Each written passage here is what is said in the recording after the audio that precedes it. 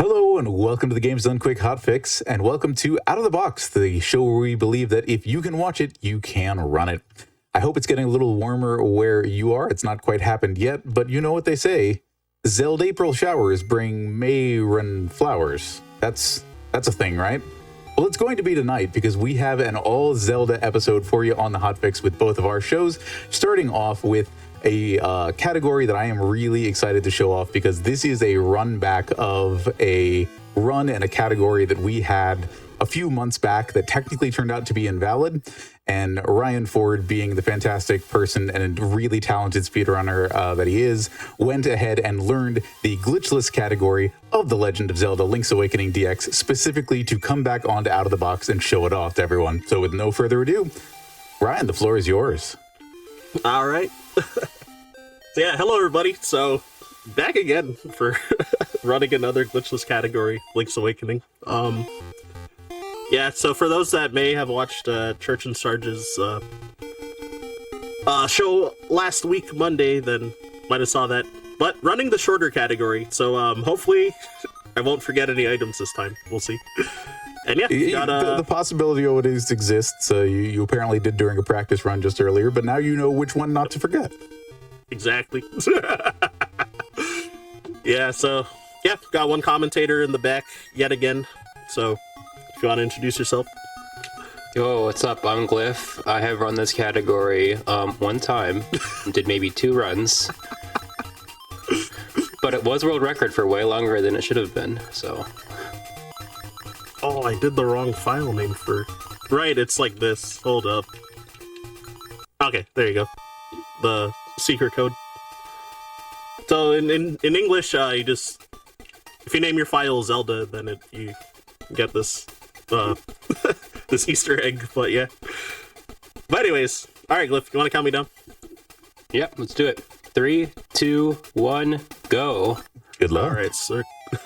Thank you. Alright, so this is glitchless. I think people might be curious to know what the glitchless rule set is.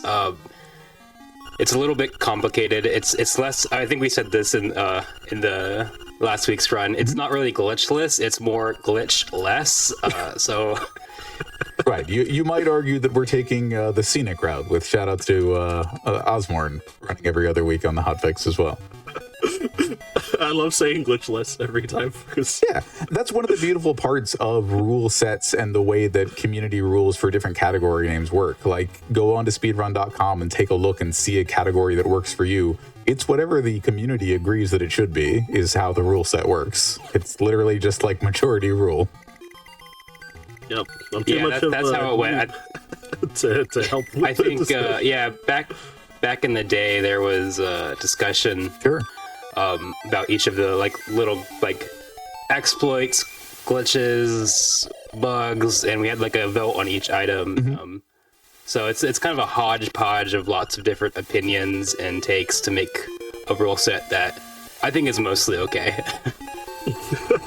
All right, So Link's Awakening DX glitchless rated as mostly okay by your talent team this evening. Perfect.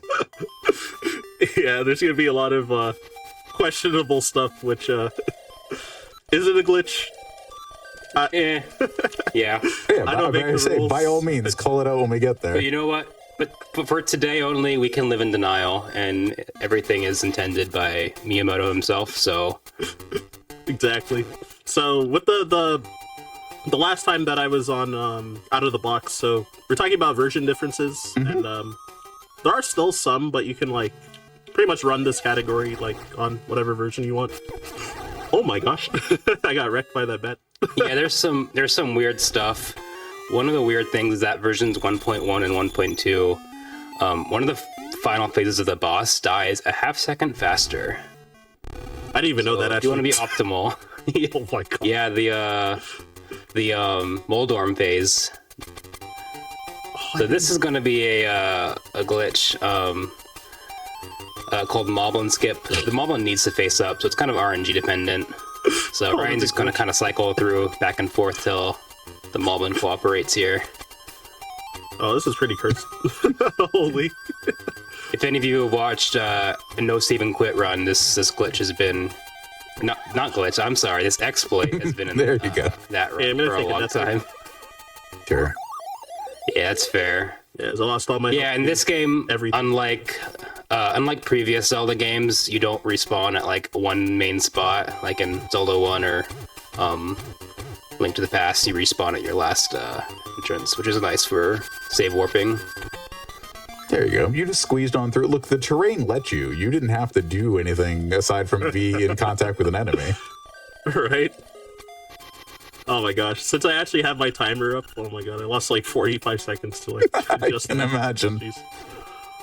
I'm afraid this Well- one is not threatening PB pace in the same way that your practice run was. Yeah, exactly.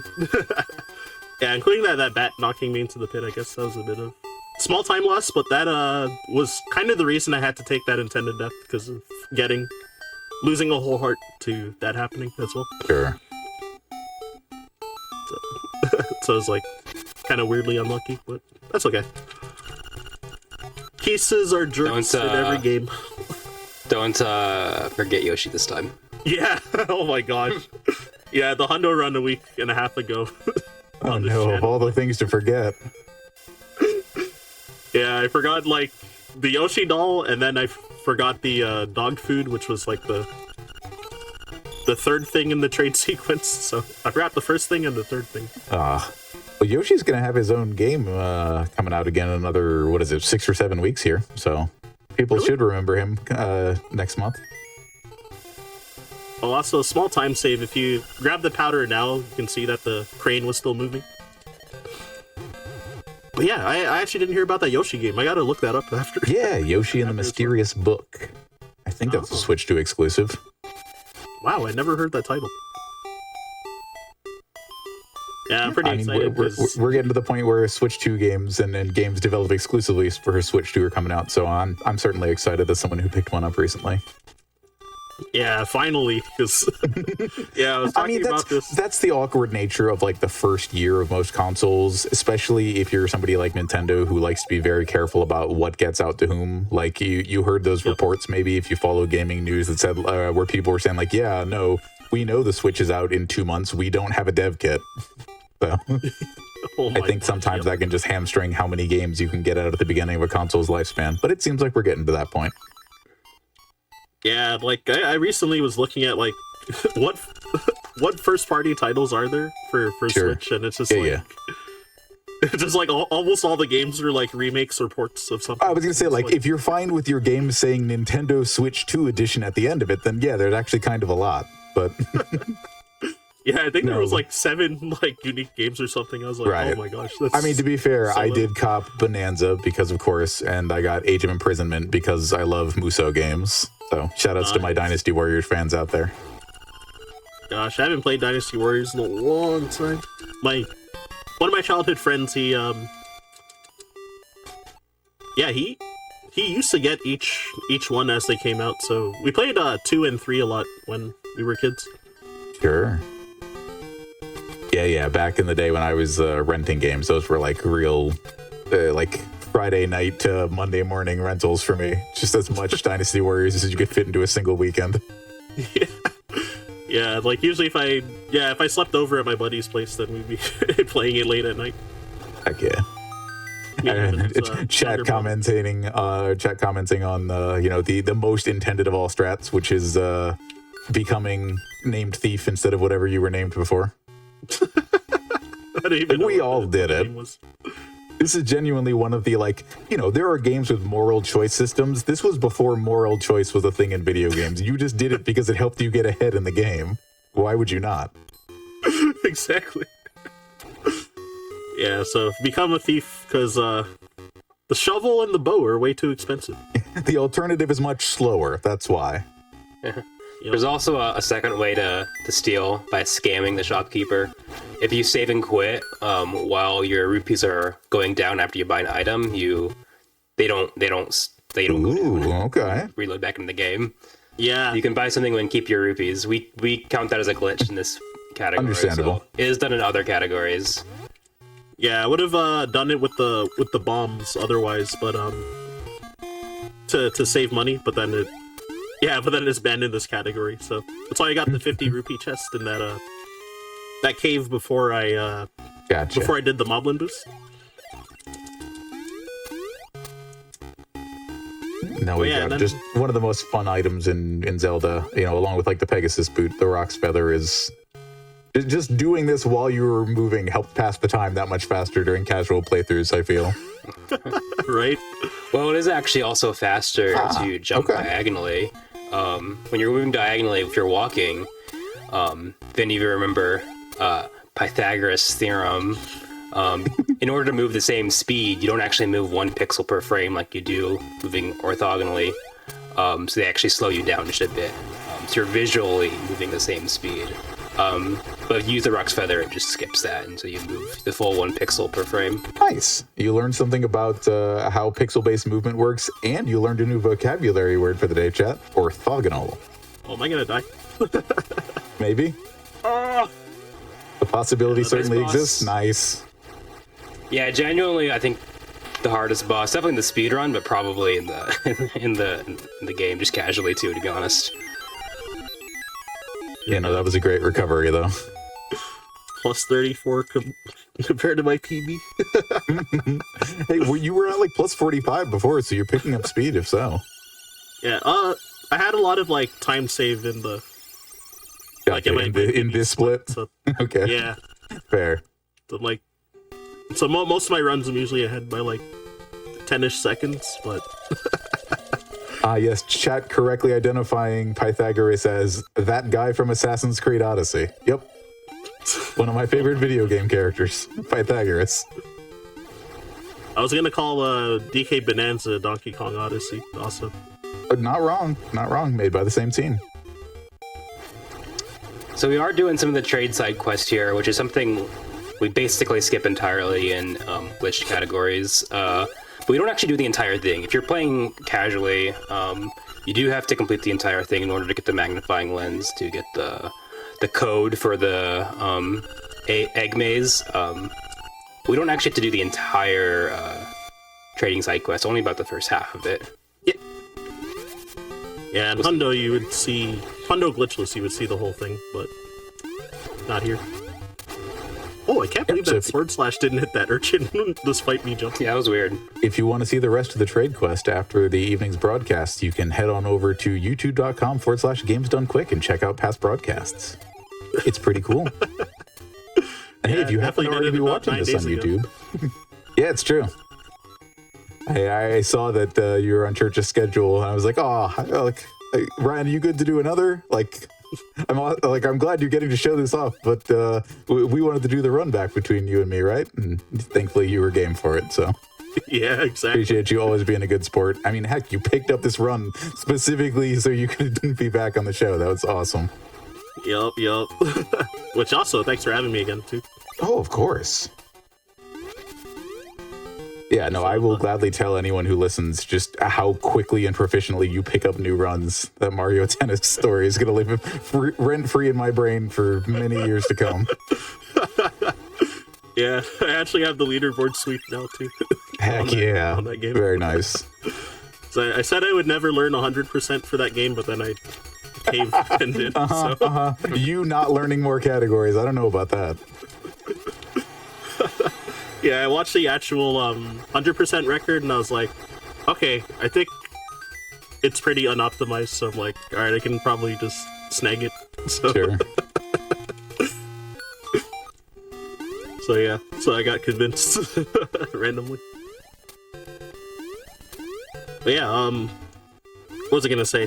Yeah, normally we would just like clip our way into Dungeon 2, but I actually like how you say normally. That is the normal way to play the game, yeah. You know, if we were speedrunning, but instead we're doing whatever this is. It's speedrunning, but different.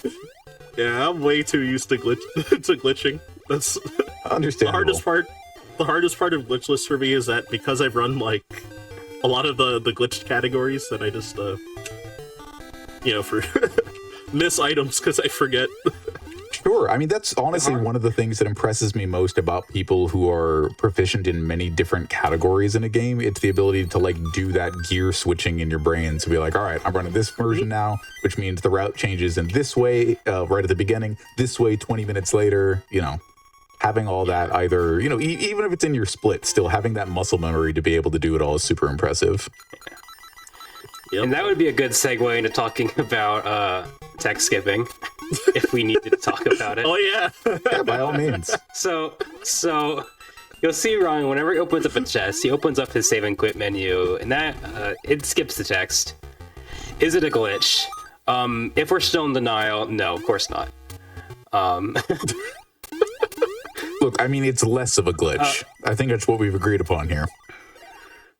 Yeah, but so in all honesty, the reason we as a community chose to allow that is because as speedrunners of this game, it is so ingrained into our muscle memory to hit the save and quit button, Sure. open up the menu whenever we open up a chest. We'd invalidate every single run we tried.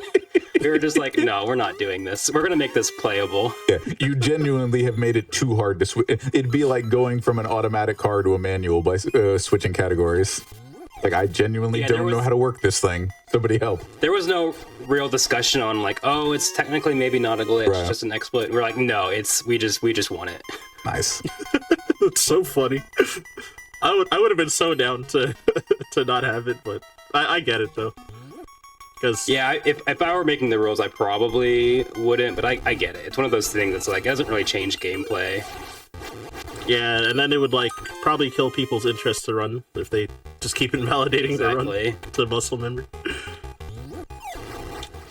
So in a way, I get If you it, have a but second also for at a the same question, time- there is one in the chat. Yeah. Yeah, this is just kind of a general speedrunning tenants question, so if both of you want to be to answer. But the question is, I wonder how many runners keep notes up while playing, because I feel like even if you played something 1,000 times, you're still going to have those days where you just kind of forget. Like earlier today. But yeah, no. Yeah, for me, Yeah, it depends on the run. Okay, that's fair. Like, if I Same. run something 1,000 times, notes aren't going to help me not forget something. It's just one of those things where it's just like my muscle memory is working or it's not. That's very fair. Yeah. There is one run in particular where I had to have notes on, and it was for to activate Ace in or the linked Oracle of Ages and Seasons. You have to type in these Japanese file names. Okay. Yeah. Like 12 times or something crazy, and each one's different, and so I had to have notes and know what I was supposed to type. What, you're not fully proficient specifically for Ace-related purposes? Not only can I not read Japanese characters, I also cannot memorize a random string of said Japanese characters. That's fair. Yeah, Well, Ryan, you're how do you right, feel use about notes. yeah? yep. So you say you generally do? 1 second. Yeah. Alright. Hey, did I forget something somewhere? Or Uh-oh. What are we Your supposed split saying you forget I'm something? shocked that I supposedly. Nah, it's golded by like 20 seconds. So I'm like, Okay. wait, did I forget something? I don't Understandable. think That's so. a very reasonable reaction to have. Was it on D2 or enter D2? But yeah. Oh, I have it all as one split. It's just like one Oh, really okay. long split. Is there think it was any the reason 1 to believe second Ryan gold, forgot so something? It actually is not so bad. Because I made so many mistakes, so I thought maybe that so I was like shocked Fair. that it would be a gold. But Yeah. It was by 1 second, and like the segment is so long that I, probably picked up time in other spots. Gotcha. Oh, and also the Bow Wow RNG when he ate the plant was like pretty long too. So I was True. surprised True. about all that. But no, I'm pretty sure it's fine. But yeah, for using notes, for runs that have a lot of downtime, I do use notes for some of them. Like Mario RPG was like the first game I ever learned, and like I still use notes like even now for that run. Sometimes I forget to pull them up and I'll like just run without the notes, but Yeah, I could see that, especially have them depending up on and I what just kinda categories you're running. double check during downtime and stuff. Yeah, exactly. And then like there's this really long JRPG. I have to imagine virtually anybody who runs low level regularly. And then like there's this really long JRPG game, Ocarina Fantasia for the Wii that I've also run, and yeah, I'm like looking at my notes all the time. Oh yeah, low level as well. Yeah, I have like a whole like Google Doc tab, like one tab that's just like a whole Google Doc. So I've only done one run. I had a ongoing sub goal, so if I ever hit 100 sub points in my stream, then I would promise to learn it. And then, yeah, that happened a couple years ago, so I did one run. I got my sub 11 hours in that category. So yeah, it's crazy long. And yeah, so Ocarina Fantasia, so yeah, that run I also use notes all the time. Because just yesterday actually the 8-hour barrier got broken, so it's a Japanese runner that got like a 7:57 now, so it's pretty cool. When I started running that game, like world record was like 10 hours and 2 minutes, and now it's down to sub 8, so. And then, yeah, Mario Tennis, Game Boy Color, I use notes for all the level ups. Oh, am I still here? Hey everyone, sorry about that. The Moblins got into the tech, so I had to get the bow from Ryan and take care of them for us. It's now time to send it back over to Link's Awakening DX Glitchless with Ryan Ford. Alright, welcome back, y'all. Yeah, sorry about that, but... yeah, okay, we'll get underway. These things happen. Yeah, exactly. Alright, we'll get underway real quick. Was the timer stopped, or is it still going? Yeah, I think you go ahead and give us a quick count-in. Okay, cool. Alright, I'll count down real quick. 3, 2, 1, go! Alright, so... yeah, I forgot what we were talking about. Oh, I guess it was just, like, notes, using notes and, like... Yeah. I mean, like, and now that we're in sync enough that we can have a proper conversation, that's awesome about, the continued improvements to low level. Was that in OG or remake? I know they both kind of have their own low level scene. Yeah, I've done OG only so far. I've been planning to learn, like, remake, probably both any percent and probably low level as well, but I just haven't gotten around to it. I learned the route for any percent for a remake, and then I had to de-rust OG for a marathon, like, immediately after I learned the route, so I just never got back to it after that. It was for, nice. I think it was really, really long-a-thon, like, 2 years ago. Then yeah, I forgot about my, OG submission, so I was like, oh shoot, I have to de-rust because that, run's coming up in, like, 2 days, so... Yeah, that sounds about right for somebody who runs as many different games and categories as you do. Yeah, exactly. But yeah, what was I gonna say? Oh my gosh, there's a lot of like silly things with Candlelit Castle. We actually like never come to this area in in like pretty much every other category, like all the glitched ones. But hey, y'all got to see it for a bit longer than you should have seen it, along with the tech issues. True. But issues.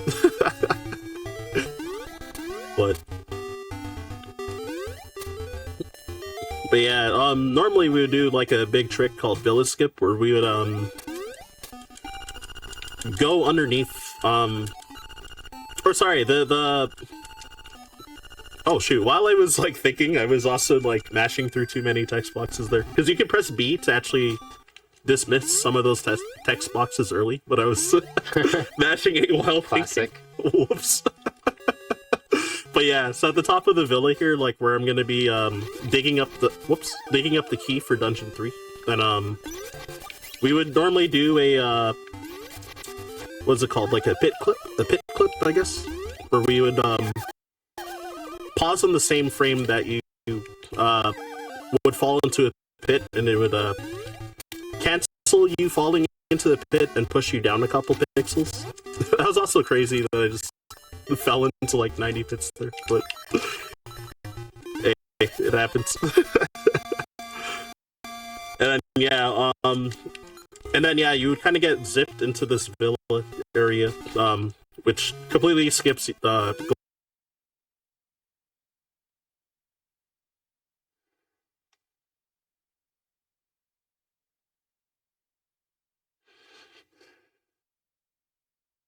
Well, everyone, thank you so much for your patience. I regret to inform you that we are no longer on PB pace, but we're still on track for a good time with The Legend of Zelda Link's Awakening DX Glitchless with Ryan Ford.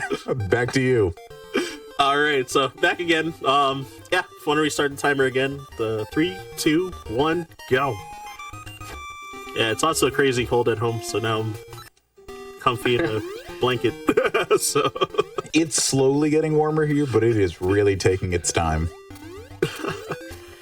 Yeah. It's just a segmented run now, y'all. This is fine. True, fair. Individual splits, still good. We're back to 2009 rolls over here. All right, let me go check Speed Demo's archive and see what we look like. Exactly. Oh, it's a lot of mistakes there, but that's okay. Look, yeah, I'm sorry, the VCR just had an issue. I'll re-record that segment. It's still good. Oh my gosh. I remember I used to watch like SDA runs from was it Metroid Prime and like Majora's Mask like ages ago as well. Sure. I may get hit by this guy on purpose to I killed 2 extra enemies by accident, and I think Guardian Acorn would have dropped in the way, but yeah, Guardian Acorn drops depending on how many enemies you've killed without taking a hit. Whereas Piece of Power is just how many enemies you've killed, so you can kind of manipulate it that way. Yep. Yeah, there's an acorn. And then, yeah, it kind of wastes time to grab it by accident, so yeah, they're the devil in speedruns. Pretty cool glitch you can do here if you're trying this at home, which, you know, not allowed in this category, obviously, but if you just kill one of these guys, and then just walk off screen and then back in, it'll count them both as dead. Nice. I'm not gonna lie, that looks pretty cool as is, so, you know, the glitch could also be pretty really cool, fast. But so is the intended route. That was a really good pattern you got there, right? Yeah, sometimes they can be really mean. Got the God RNG, where they, bunch up together there. Yeah, it's like the first run that I did coming back to this category, then like, yeah, the one on the left, he went like all the way to the left end of the room, then I was like, well, I'll see you later. I'll be here when you're ready. You know, just hanging out. Yep. Someone in chat asked, can you clip through things when you diagonal walk? Sometimes, sort of. Like, if you're talking about some of those parts where there's, like, just one, there's 2 solid tiles that, like, only touch at a corner, there are situations where you can clip through those. Not normally, but you can use a hook shot sometimes, if they're hook shotable to clip through. Or if they prompt a text box, like a obstacle or a key block without a key, you can also clip through that way. Yep, it's been a cheating. Actually, yeah, we normally do that in this dungeon. So that last key block that I opened in like that little square of key blocks to get to that underground section, and we usually clip through the last key block. I think we only get like 2 keys in this dungeon, in the glitch categories. Whereas I got a lot more. Yeah. Well, I mean, you get more from the. Well, yeah, that sounds right. You need 1 extra for the basement, but yeah. Oh, right. Okay, so it's like 3 then. I think so. I never counted. Fair. Yeah, so... Oh, shoot, what was I about to say? Yeah, that Slime fight went really well, actually. It did, yeah. And in other categories, we tend to have Piece of Power here, which gives double damage. Makes the fight quite a bit easier. Yep. And yeah, okay, I was trying to remember where to go. Okay, yeah, so the trade sequence for the honeycomb, right? Are you gonna try to do the thing? Yeah. I did get it last hotfix show, but we'll see if I get it. It's not the easiest thing to do. Aw, I was a frame late, I'm pretty sure. Aw. You can do a weird thing where you're like, you can make Link dash while facing backwards. It looks really funny. Yeah, if I got it to work, he'd be still holding his sword during this cutscene while he's spinning around. I think it loses time though. I think? I think I don't think you can get to the honeycomb in time. Yeah, I thought that it takes longer to fall down or something, because, like, when you're, like, further away from it. I could be wrong about that. Oh, maybe. So what I'm hearing is the bid war name for that would be Save the Frames or Save the Memes. I'm here for it. It's hard to execute, though. I'd be too scared to do that as a bid war. I think it's frame perfect. Oh, jeez. Okay, yeah. fair. I think I was 1 frame late there, so I didn't get it. But yeah, my last 2 runs that I did, I also was a frame late both, so... Just consistently, barely off. So yeah, trading for the pineapple there, which, we need that for, the story triggers, so that, Marin will spawn at the beach. That is the last trading item we'll get. Yep. Unfortunately, we will not be saving the guy today. Papal. I mean, you could if you wanted to, but... That's pretty slow. Yeah, we'll save that for glitchless hundo. Yeah, you get to hear more Tal Heights music, though, in exchange. True. So yeah, the Dream Shrine, so normally you would just do a super jump and cheese this whole thing to get the Ocarina early, but since this is glitchless, I gotta actually run through all these mimics, and they also do 3 hearts of damage, so you don't want to accidentally run into them. So yeah, losing half my health would be really bad. Agreed. And then you were mentioning Tal Heights music, and we've kind of paused to have a moment of quietude for each of the instrument cutscenes and things like that, partially so you can figure out where you're going next. But I think they knew they had something really special for what the Game Boy sound chip could do with their compositions for this game. So yeah, I totally co-sign, just letting the music rip whenever we get the chance. All right, sounds good. Yeah, oh yeah, I grabbed the 100 rupees chest there as well, because you need 300 rupees to learn Song 3, the Frog Song of Soul. So need 100 rupees from there, and I'm gonna get a 200 rupee chest in Dungeon 5 if I don't forget it, like a couple days ago, or I forgot it once.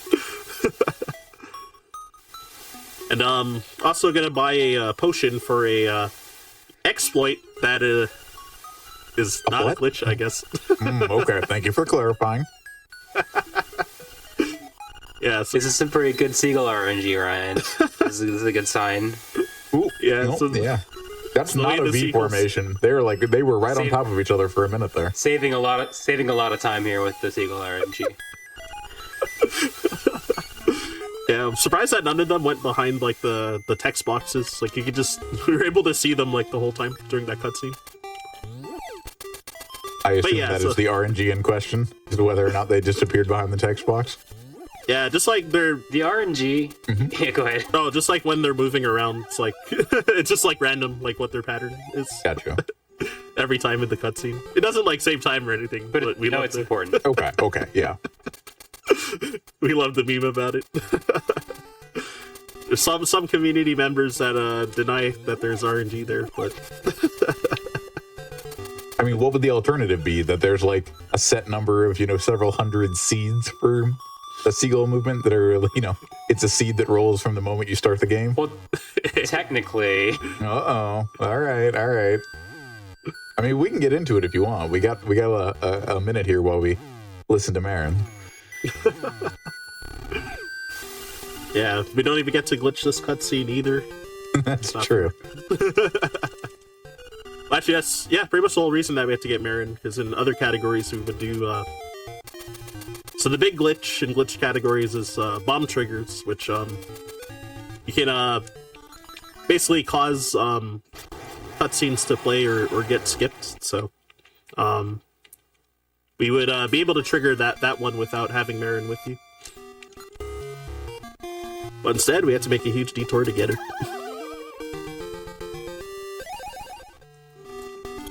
Okay, so thinking about where I need to go. Okay, yeah, so gonna be buying that potion that I mentioned.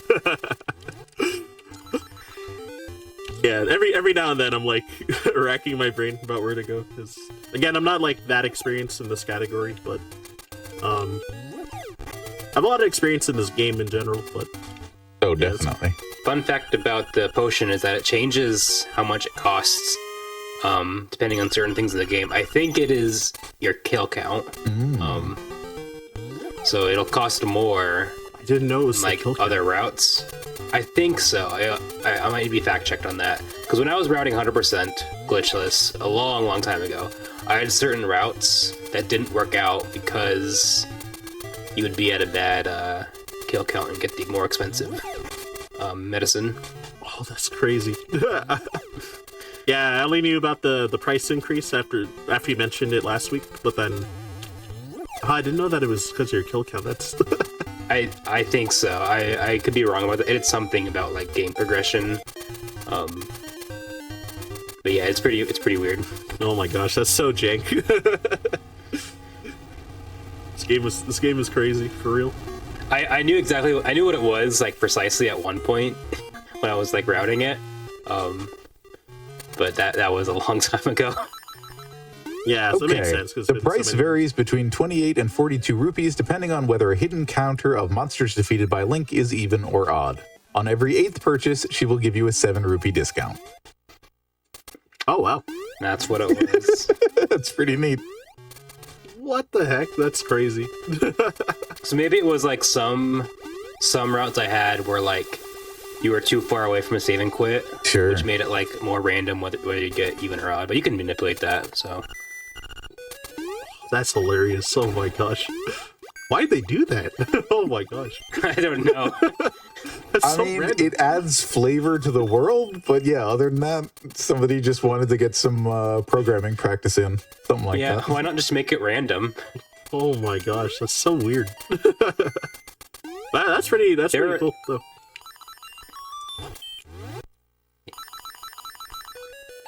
Uh-oh. Can y'all hear me? Yeah, we I got can you. hear you. Oh, okay. Everything went quiet for a moment, so... Understandable. Chat was sharing their thoughts on that earlier, like when you were still having issues. For a second, you paused, and somebody in chat was like, "Uh-oh, that blank screen was like the scariest moment I've had watching a speedrun." That's funny. No, we're all good, I think. Yeah. Hopefully it holds up. Not trying to jinx it. That's fair.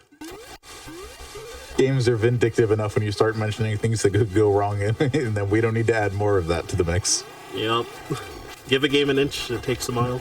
Another very clean boss fight. Thank you. Yeah, cue ball.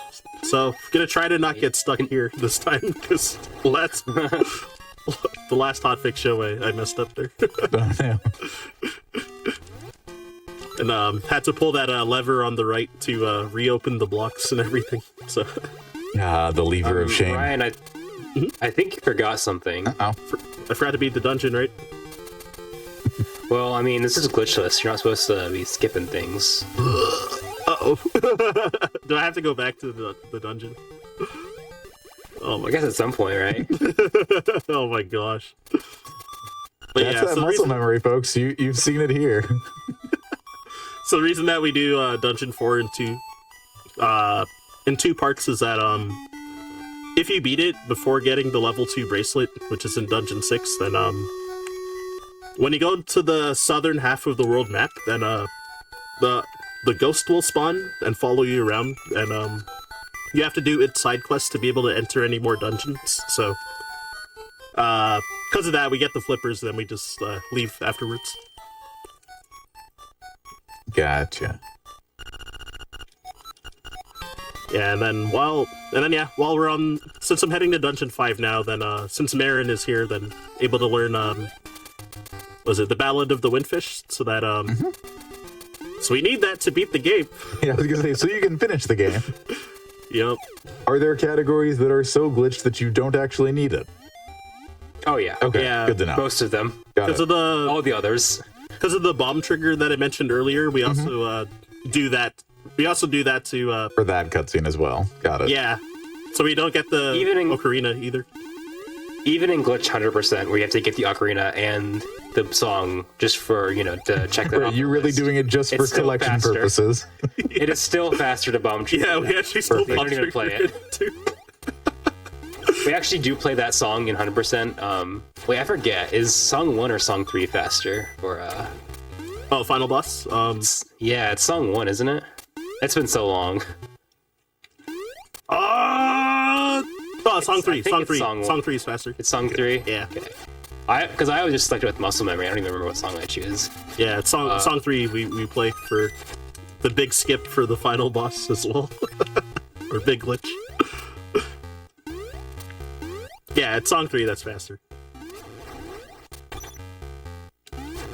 Just remember, because that's my least favorite song of the 3 songs, and we have to play it at that part. So, You're saying it's worst song? yep. Oh my gosh, I messed up so bad here. Whoops. Ooh. I can't hit him. Oh. He's actually, it is really awkward to spin slash him. His hitbox does not really make sense. Oh my gosh. We didn't really talk about bomb arrows. That's a pretty neat thing in this game is if you hit A and B together, if you have bombs and arrows equipped, you shoot a bomb arrow. I think a lot of people growing up when they found this out thought it was a glitch. It's definitely intended. Something weird about this is that it works slightly differently depending on which version of the game you're on. If you're on 1.0, it's like really easy. It's like really lenient. But if you're on later versions of the game, it's like kind of awkward to do bomb arrows. Like it depends on which order you hit the button on and which buttons they're equipped to. It can make it awkward. That's the reason pretty much all players who play glitchless will play on 1.0 just because they don't want to have to deal with awkward bomb arrows, but it doesn't actually like save any time. Yeah. It helps having bombs on B and arrows on A in the other versions, but So this you can version kinda, is like either. piano over it. Yeah, it's like kind of weird. Yeah, it's pretty awkward. If you do it wrong, you'll get like a weird glitchy animation where the bomb kind of Oh, jeez. explodes on top of Link. Oh, no. Yeah, and it actually depletes the ammo without like actually hitting anything too. So Of course. or consumes the ammo, but doesn't do anything. So it's Yeah, like, the actually pretty second annoying. and third face-offs against the Stalfos Knight there were both real clean. You had that bomb set up and ready to go before he came in. Yep, easy money. Oh yeah, and I also got this dumb jump first try too. I saw that. So that makes this dungeon a lot faster with having to backtrack after you get the hook shot. Yeah, the developers just didn't realize how far Link could jump. They really nerfed Link's jump in the Switch remake. Like he jumps a lot more shallow in that game, and it actually makes some of the more intended jumps like genuinely kind of hard. Yep, So I think they did not find a happy medium there they overcorrected. for sure. All right, I'm gonna save. Or maybe this I'm one just arrow. bad. I don't know. Saving that one arrow for there was a run where I was arrow perfect on the final boss, so I don't want to risk it. Like if I happen to miss a shot during the final boss, that could be Sure. dicey. And I wasted one arrow in dungeon 1 by accident because I forgot to save and quit when I got the boss key, and then I saved and quit afterwards, but I also shot an arrow like the frame. Oh, I just invalidated the run. I did a book shot by habit. Or well, as if it wasn't already invalid, but I did a mean, glitch. Right. Whoops. All right, well, while we're doing A and glitches, B. let's talk about the glitch. All right, go ahead, Glyph. If you hit A and B together, the exact same frame, when hookshot is on B, Link will do a super fast hookshot, and then he'll get pulled in really fast. It's pretty weird. So Yeah, it's kind a of like glitch. the bomb arrow in terms of behavior, but this one being not intended because you're getting movement Yeah. faster than you should. Yeah, Exactly, it's definitely not intended. Because I feel like that genuinely it's- wouldn't have scanned as a glitch, like visually to people watching if you didn't say something. But if you watch the normal hook shot and compare the speed, then yeah, obviously there's something wrong at that point. Yeah, it's another one of those things that's like runners just do it instinctively. They don't even think about it when they're equipping hookshot and feather. So it's pretty. I'm probably sure that there's runs on the leaderboard now that I missed it. Yeah, right. It's like when I just see it, I don't even I gloss over. I won't even notice. Yeah, there's a chance that my PB that I did it in my PB too, but no one check.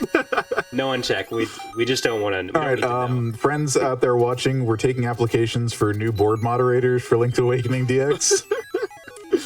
If I cheated. Cheaters never win, so don't do it. Look, it's like we said at the beginning of the show, it's down to what the community agrees is okay. If there are certain forms of things that are considered not cheats, then go for it. Yeah, there's some, in the rules, there are some certain glitches where it's if you do it by accident, they'll let it go, but that's not one of them. But there are some other ones that, can, accidentally happen in a normal playthrough, and they're if you did it by accident, then you won't get penalized for it. And oh yeah, what I was gonna say about the boss there. So if y'all saw the 100% glitchless run I did a week and a half ago, then since I don't have the red tunic, then the boss has way less iframes, so I was able to kill him in 2 cycles pretty easily there. Because he has 8 health no matter what your sword strength is, so even with the red tunic, and if you had piece of power, it would still take 8 hits to kill him. But that extra knockback effect from the red tunic makes him have more iframes, so it's harder in yeah, Hundo glitchless, red tunic is optimal, so yeah, that's the harder fight. And then yeah, I guess in some doing Hundo no wrong work, not out of bounds, and a marathon, I guess we usually do have a bid war between which tunic color to choose. Normally in a run you would choose blue, but if you got red in the bid war, then you could also risk getting screwed over by RNG there. I like it. So yeah, this fight, I'm always worried about taking extra hits from this guy, because Sure.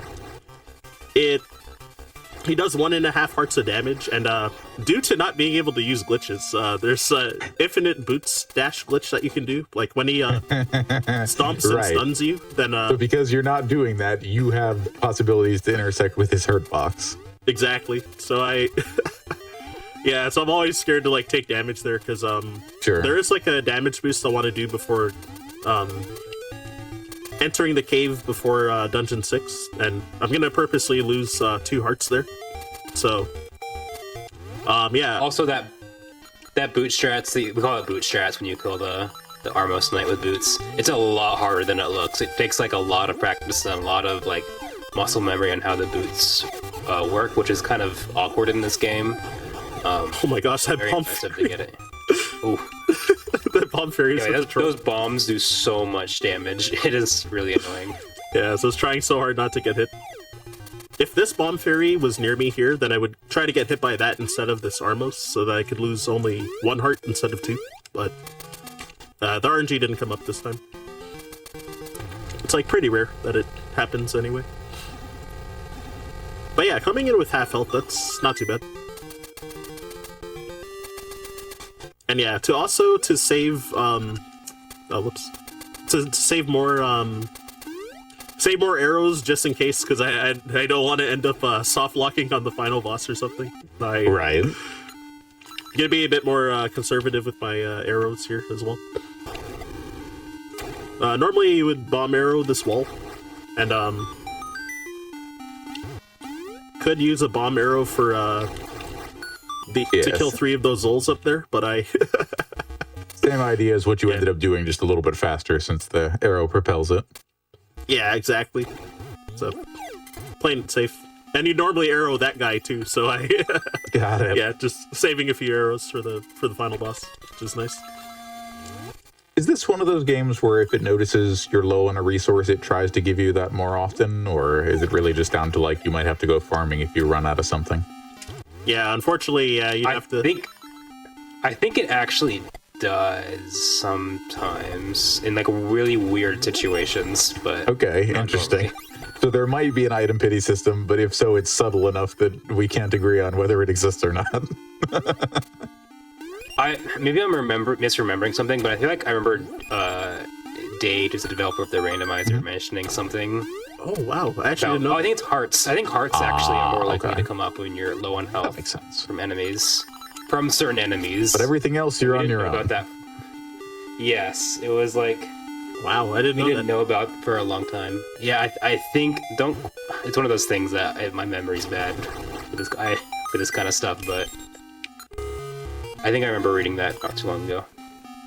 Oh wow. Okay, well, thanks for that update. I actually had no idea either. That's crazy. Yeah, there's also a suggestion that the game kind of gimmies certain items in rooms, like if it knows you're going to need to bomb something in that room or the next room over, a pot in that Yeah. room might have a bomb in it, or a chance to drop a bomb. Yep. Yeah, usually I do that with like the flying items. Gotcha. Some Okay. pots in this Yeah, game. that makes have- sense. Pots with items in this game are pretty rare, but there are a couple of them. Yeah, like I picked up one arrow in a few rooms ago, like way before the save and quit. Oh my gosh. I'm struggling. Now we're just having a nice game of catch. This is nice. I'm getting an opportunity to relax after a busy day. Freaking No, this dude is really weird. Smasher. It's a jerk. Cute little jerk. As most pets are, if you ask their owners. Very true. Alright, so this Wizrobe, I messed up pretty badly here. I forgot the timing for the... Okay, cool. So say I forgot the timing, how to back that up, but it's okay. Game took care of you. It took an extra 2 cycles just to guess what the timing was. But yeah, normally you want to hit that Wizrobe into the bomb so that, you can kill all 4 of them with 1 bomb. But my positioning was bad, so I missed the top guy.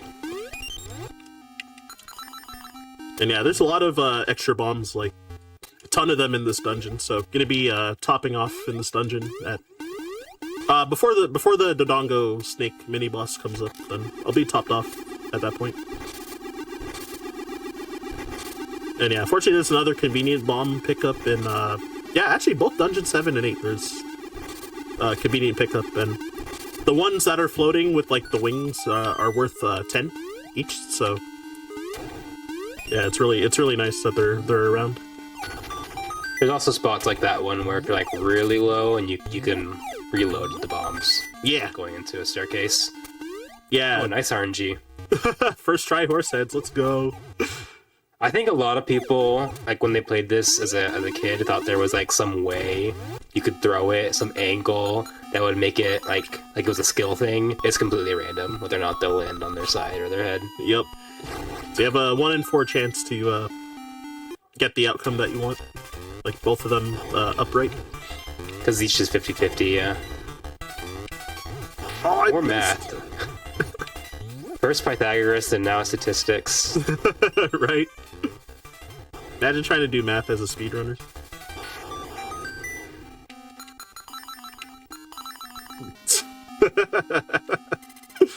I love the Donkey Kong Country community. Whenever we do commentary on our tournaments and stuff, then whenever we try to talk about math or numbers, and someone will just Okay, interrupt I'm and be imagining like, it, "No and I math." don't like it.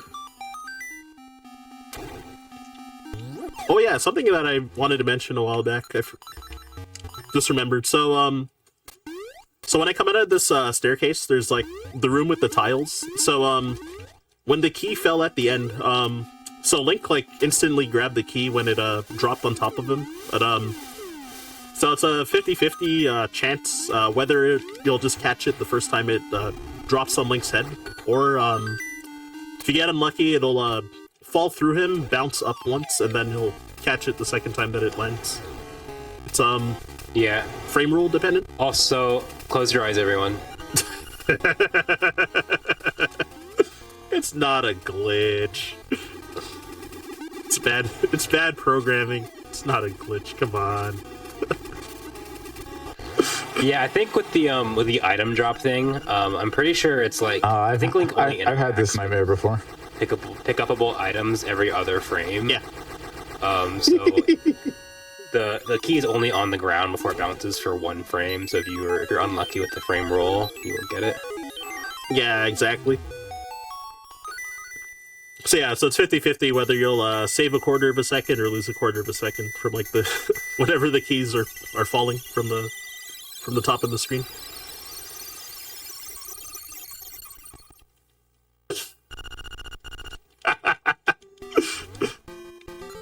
Right. Also, I forgot to menu. Oh, we said we weren't doing math just now. We're doing fractions and percentages. Very small amount of time. By not doing that. Well, that's okay. So, now that I have it locked into my mind to make sure to not forget to get song 3 and the rooster on this segment, because in this category, that's like the most common run killer for me is forgetting to either get both of them or to forget to get the rooster after getting the song. Because again, we have a trick called rooster skip in pretty much all of the glitch categories, so I'm just not used to reviving the rooster after learning song 3. So usually I have to sacrifice 1 run to to forgetting and then be like, oh yeah, now I gotta remember every run going forward. You do need 1 sacrificial run when you're de-rusting. Yep. So yeah, the signpost maze. Even though I have the hookshot in this category, we still do that that jump across those like 4 tiles to get to that 1 signpost on the bottom. Yeah, that's a jump a lot of people really struggle with in this category and other categories. So if you ever try to run this, a little tip is don't hold any diagonals, you just hold down. It makes it way easier. Yep. Yeah, pretty much just switch from forward to down if you can. Yeah, or you can... Holding diagonal will cancel your boost momentum and make it way harder. Yep. That's just general advice for boost movement in general. Oh, I forgot about flashing lights warning. There might be a potential for this one, depending on how my capture goes. But oh, okay. Yeah, because the screen like keeps like flashing like on and off like really fast. So gotcha. Could be a epilepsy warning with that. But good old DNR interlacing with flashing lights. Yeah, exactly. Sometimes it might not be flashing because, from what I heard, it's because this game runs at like 59.94 FPS. Yeah, Game Boy games tended to, even the ones that shot for 60 tend to run at very close to and like fractional frame rates. Yeah, exactly. And then, yeah, since I'm capturing at 60, then it's, yeah. So what I'll tell you here is that on our end, with the stream that we're watching, looked like totally normal. Over on the live stream, when I saw it come up, yeah, there was definitely some flashing, so thank you, Tech, for being on top of it. All right, nice. Yeah, I forgot to issue that flashing lights warning, like, way back when I stole from the shop, too, but...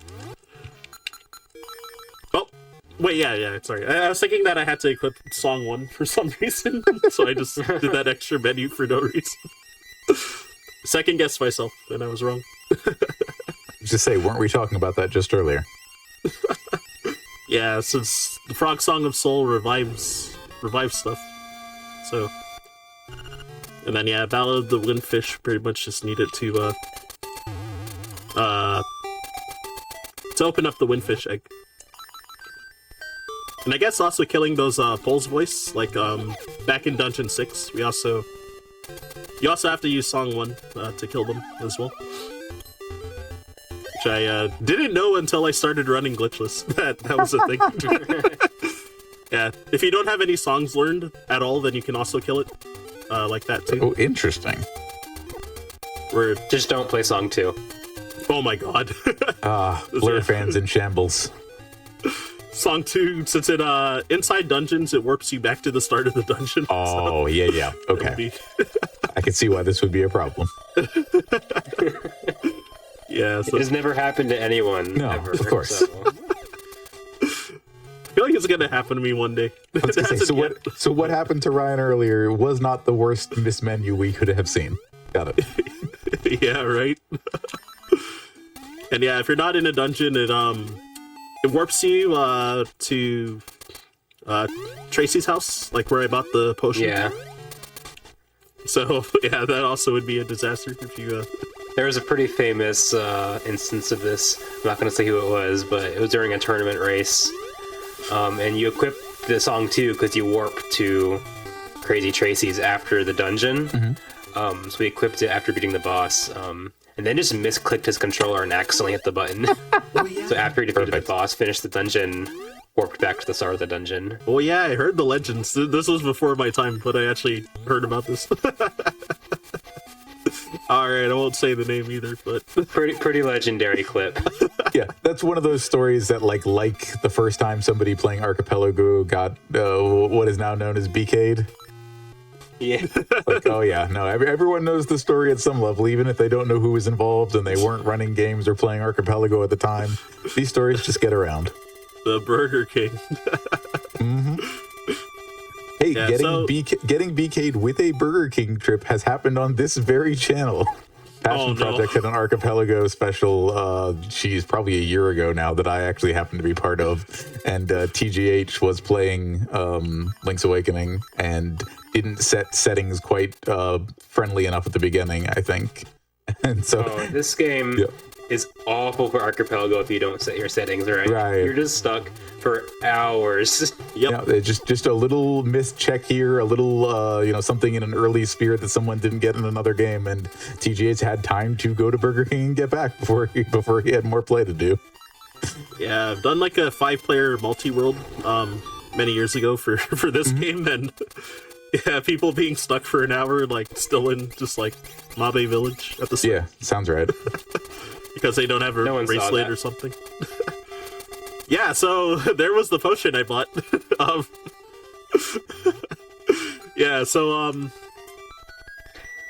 we ranted about this in the 100%. Ron, you can go find that clip if you want to see us ranting about that. Perfect. But yeah, it gives you enough iframes to get through after you're reviving. So there you go. Yeah, you get a lot of iframes because I think it's like the duration of however long it takes you to get back to full health after you lose all your health. So I say we were ranting. I think it was mostly me ranting about it. I'll include you in too, Ryan. Yeah, debates are always funny though. So I was gonna say that's like we are rant positive on this channel. If you have something you want to get off your chest while you are running or commentating, as long as you're respectful about it, go for it. Oh my gosh, I don't know how I got a down press there. That was weird. I pressed up and got down, so I don't know. I'm gonna blame my controller on that one. Yeah, we call these Roombas. Pretty cool. Gotta let it finish sweeping the floor. Pretty awkward. Yeah, I got the can't miss any spots. Yeah, so yeah, the owl calls it a rolling rock, but so you're saying you should watch out for rolling rocks. Was this Mario 64? I was going to say, like, I knew you would know that one, considering you also run 64, so. Yep. I'm planning to derust 70 star, probably this week. Heck yeah. Many years ago, I had made a ROM hack, just a single dungeon based off of the Roombas. There's some pretty cool shenanigans you can do with them. Yeah, really? I like that. I like that idea. I could definitely see it being, Mario Kaizo is so inventive with existing mechanics. I could totally see something fun like that coming from Zelda Kaizo, if you will. Ooh, which ROM hack is it? I'll probably check it out as well. It's just a single, just a one dungeon little proof of concept sort of thing. Yeah, that's cool. Okay. It's somewhere deep within the servers. I can send it to you if you want it. All right, sounds good. There you go. Okay, so you follow Ryan so you can catch the SM64 D-Rust next week, and you follow Glyph so you can ping him later and say, hey, can I check out that dungeon thing you did? Exactly. All right, so this time I didn't glitch with the Zoomerang getting into that 2D section like the last Hotfix show. Oh yeah, I forgot that we were also supposed to do that break when I got to Dungeon 6. No, you're good. You know, after we took a de facto break and everyone was so gracious to wait when we figured out the tech and made sure things were working, we'll just go ahead and finish out the run. All right, sounds good. Sounds good. Yeah, so at this point, pretty much just doing save and quits a bunch to like grab a key here, grab a key there. And this dungeon, one of the gimmicks is that we're supposed to be refighting a bunch of mini bosses, but yeah, I guess we get to see Hinox there, and what's this guy coming up? Oh, Cue Ball as well from Dungeon 4. Normally in most categories, this would be the first time that you fight Cue Ball, because oh, true, yeah. We skip him in we usually skip him in like most other categories, but there's also another what do you call him? The Smasher somewhere in this dungeon that we're not gonna see him today. Yep. My mortal enemy, as we can see from You earlier. can do some pretty cool out of bounds shenanigans off that guy. Yeah, Smasher skip. Yeah, you can use him to clip out of bounds. It's pretty fun. I always hear there's a Dragon C0. He's like always talking about Smasher skip particularly. Because is there shenanigans that could happen in a randomizer if you get Smasher in some mini boss rooms and other dungeons as well? So it's like one of the things I keep thinking about, because he always like says Smasher skip in his stream. All right, so I hate this room. Okay. Hey, I actually got okay. I through can it, kind of see first why. try. That's cool. Nice drop. Yeah, that drop I like. Yeah, about half the time I usually miss it and then have to loop around again. I figured it was something like that. You know, honestly, it weirdly kind of reminded me of Mario Bros. 2, the US version. Like, trying to do the bomb drops and, like, drop into the pit you'd open for yourself. It seemed like that same kind of fiddliness. Oh my gosh, those are so annoying, too, in that game. Yeah, definitely. Alright, so, I don't know if you want to call this one a glitch or not, but...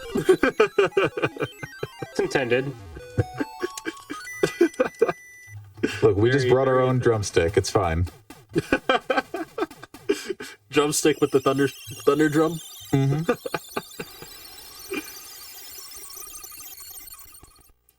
Yeah, chat sharing their favorite Nintendo characters from other properties who show up somewhere in Link's Awakening. Yeah, if you saw No, the... those are Zelda characters that show up in Mario. Yeah, fair. Yeah, exactly. Yeah, the Hundo run that I did, there's the picture of Princess Peach, which... Mm-hmm. Yeah, I guess Hundo Glitchless is probably the only category where you'll see that in a speedrun ever. And then, I think so. Then the Kirby, depending on if I make a severe mistake in Dungeon 7, we probably won't see Kirby in this one. But maybe. Alright, just thinking about what I needed to do. Okay, yeah, so I'm just heading straight to Dungeon 7. That's all I gotta do. Then a lot of other Dungeon 7 after Dungeon 8. I know, I right? thought we learned how to do math earlier. Oh, goodness, no. Imagine counting. And still haven't beaten Dungeon 4 either. So we're just going way off the rails now. And yeah, Hundo Glitchless, we did what, Dungeon 8 before 6 as well. Just for even more weirdness. What's our movement that we're doing here in the water? Are we just kind of skittering back and forth to gain speed? It certainly Whoa, looks like. Oh, okay, with the boot picking us up. Yeah, I'm like, wait a second. I guess for a second I forgot the Pegasus boots were a thing, because I'm like, there's like the animation, and then Link suddenly takes me. Right? No, he could just normally do that. That is in fact glitchless. Yeah, for the shallow... My brain's now watching you for like, all right, was that supposed to happen? Was that supposed to happen? Yeah, for the shallow water, I was just using the boots, but it has Makes that splashing effect when you're like charging up the boots. Oh, you didn't do the thing. Wait, isn't that a glitch? No. The thing where you like you jump off the ledge and then you grab the Oh, the chicken. rooster. Oh, I should have done it It for saves swag. so much time. I should have done it for swag. I don't believe the time save part, but but maybe. Oh, I should have done it. I completely forgot. Oh my gosh. All right, so dungeon. Yeah, so dungeon 7. Every child's least favorite dungeon. Yeah, no, I'm gonna have to agree with you on that. Press 1 if you hated this dungeon as a kid.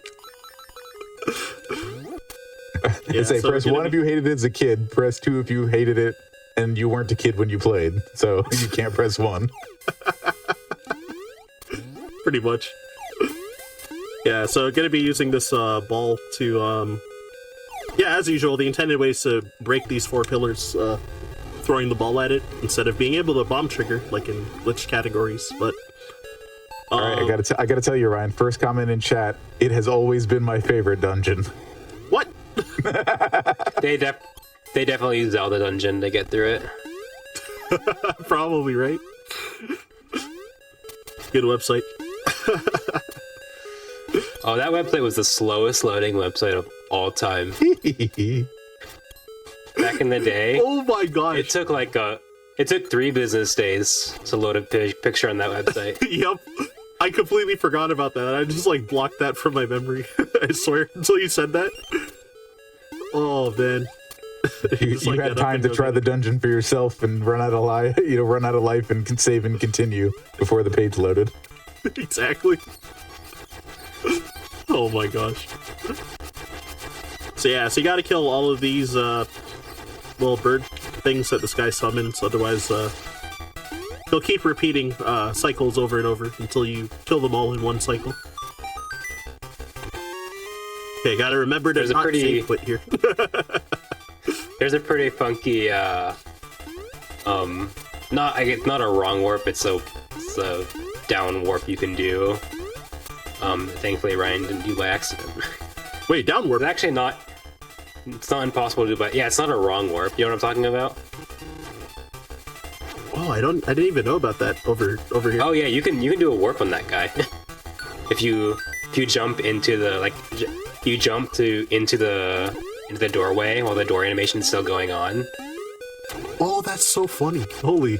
you get sent down. It looks like a wrong warp, but it's not technically a wrong warp. Oh, that's like super out of bounds though. Holy. Oh yeah, it's very bad. It's not even allowed in our glitch categories. And I'm gonna actually try that out. I've actually never seen that happen.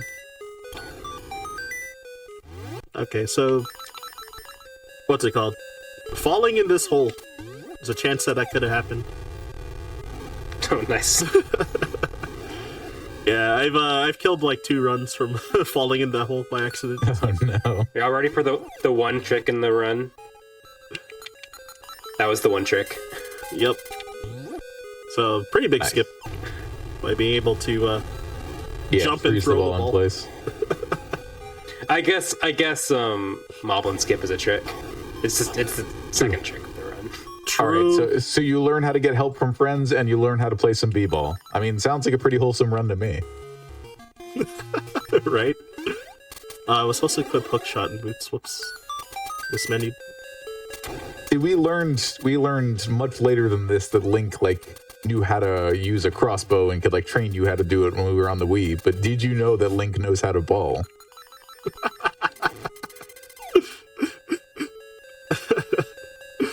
So they gotta make a spin-off game like Link's Bowling. And True. crossbow training. Have Link show up in a Wii Sports or a Mario Sports spin-off game? We were actually just talking, somebody in chat said earlier they'd love to see Link in more Mario games, so put him in a Mario Sports game. Have him Yeah, be in right. dressage with Epona. Have him be bowling. I'm here for it. Mario Kart should have had Epona also. Like Link riding her instead of...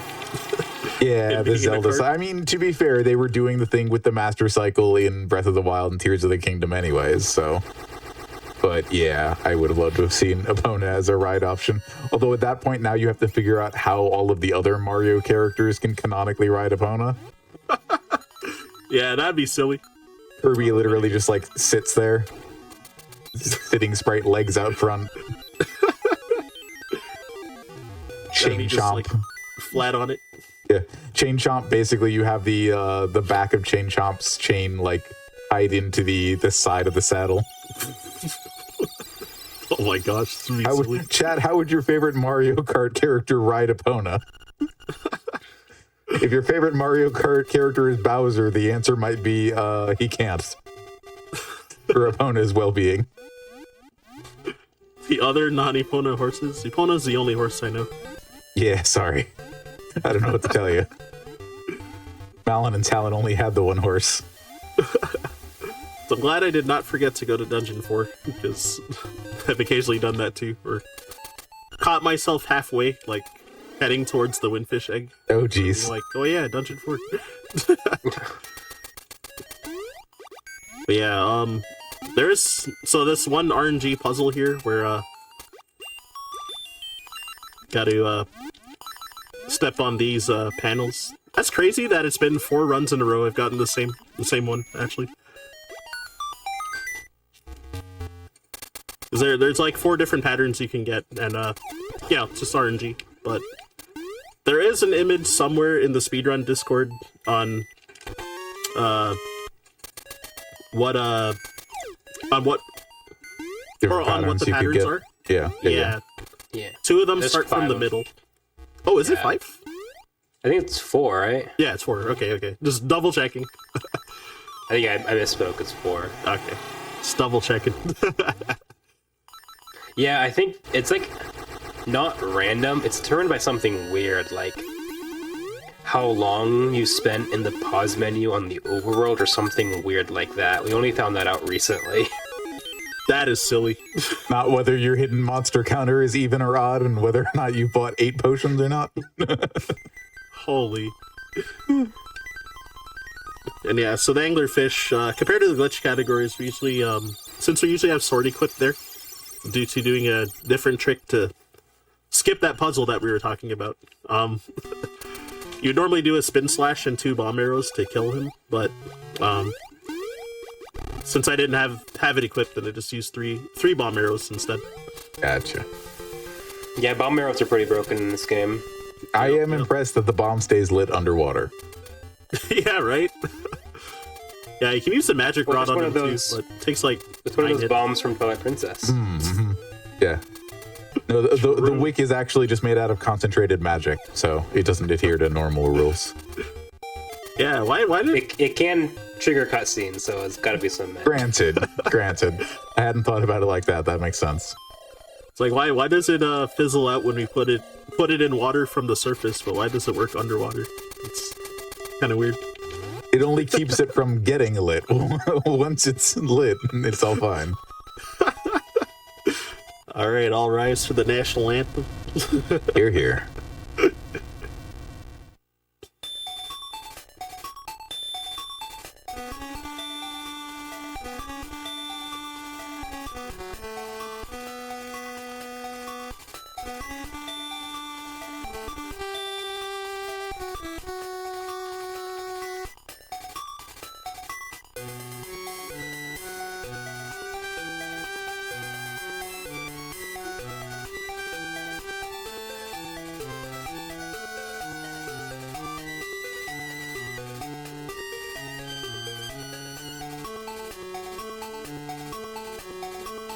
Hope everyone's staying warm and comfy like Ryan is. Blanket. Yeah, so if you're playing casually, normally you need to complete the trading side quest to get the lens to read the book that tells you the egg pattern. But it turns out if you don't actually read the book, it just defaults to the same pattern every time, which is Laruluru.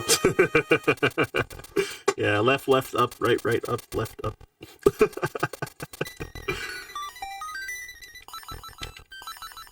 And yeah, so since bomb triggers are banned, we can't manipulate this fight either at all, so a huge bulk of the RNG for the run comes into like half the phases of these of this boss fight as well. Put your guesses in chat. How many blue balls Ryan's gonna get? Yeah, from the Aghanim phase. Oh my gosh. So how many warps is this guy gonna give me? Alright, 0. That's really lucky. I was actually thinking about saying 0, but I didn't want to curse the run and remove that possibility. I've gotten 2 like every run since coming back to this category, so nice to get lucky for once. Alright, blue balls. Here we go. Oh, you got two in a row. Here we go. Doing good so far, right? Yeah. Oh, just one. Yeah, so the first two hits, he always shoots an energy ball at you, and then for the third and fourth hit, it's 50-50 whether you get an energy ball or a blue ball. So got only one. That's the best I've had since coming back to this category. So that's cool. Oh, someone in chat said 6. It's kind of evil. Not a believer. Yeah, right. In fairness, the first run that I did that finished, like I got like 8 blue balls. So To be fair, someone in chat did also say 1, so nice work. hey, you win a metaphorical cookie. So yeah, again, It's in your browser as we speak.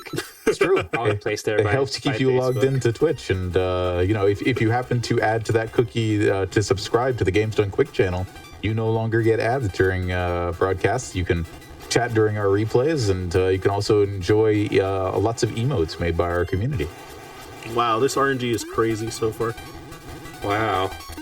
Oh, There it is. Come I on. missed. Wait, never punished because he just opened his eye again. Perfect. nice. Good that I conserved some of the arrows because I was kind of close to running out there. So you can only damage him with bombs afterwards. So Time's gonna be on the white fade out here in just a second. and time. GG's. GG's. So since I never stopped the timer with all the tech errors or tech issues, it's like 128.21 for me. But Nice. I'm sure it's Whereas lower ours- with the Yeah, stop time. ours came out to right about a 119. Okay, solid. Yeah, usually my estimate for this category is like 122. So not bad, not bad at all.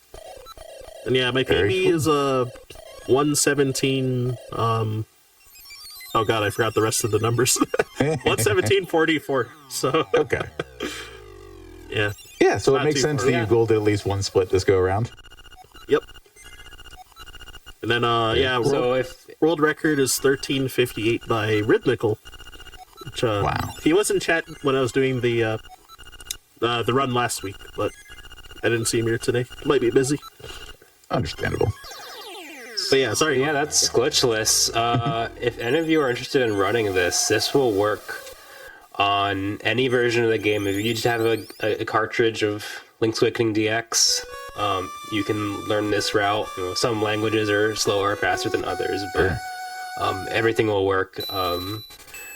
It's pretty easy to get into. You can just watch a run and follow along, or you can, if you have questions, the Discord we have is extremely helpful. You can find that on the speedruns.com page. Yeah, definitely. This is a pretty fun one, especially if you're like brand new to speedrunning. It's a really easy one to get into. Yeah. And if you want to kind of, I wouldn't say graduate, but move to maybe harder categories with more like difficult tricks, like smarter glitch categories like no lube or 100% no lube. That's a good option too. This would be a good like starting point to get into that. Yeah, which those no wrong warp out of bounds categories, I have made a tutorial on most of them. They're on my YouTube, so Oh, awesome. you can also use that to learn.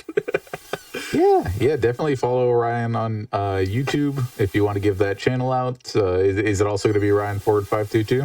Yeah. Nice. Yeah. Yeah, my And then make socials sure- are pretty much all the same.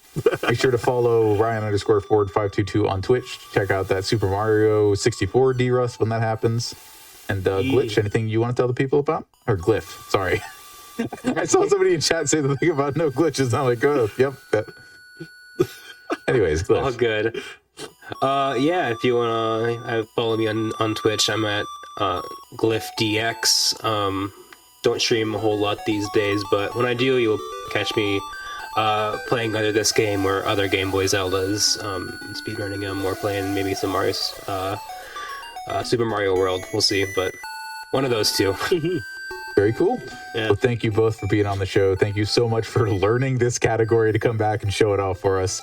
So yeah, if you hunger for an accessible speedrun, welcome back to Out of the Box on the Games Done Quick Hotfix. My name is Atitri, and I hope you are enjoying our Zelda April celebration here. I was gonna say we were going from the first great era of Zelda with Link's Awakening, the same time as like the NES games are very close to it, to the second great era with Ocarina of Time. But our first run this evening was actually from after the original Ocarina of Time came out, and our second run is from 2011. So I don't know what I'm talking about in that regard, but we're really looking forward to bringing you more fantastic Zelda with another fantastic runner. It's Zelda Ocarina of Time 3D All Dungeons with Z Cubed. Let's do it. Thanks very much. Hello, everybody. My name is C-Cubed, and yeah, today we have an Ocarina of Time 3D All Dungeons run. I have some great commentators with me if they'd like to introduce themselves.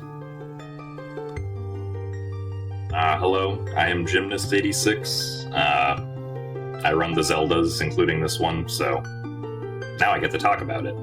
Yay!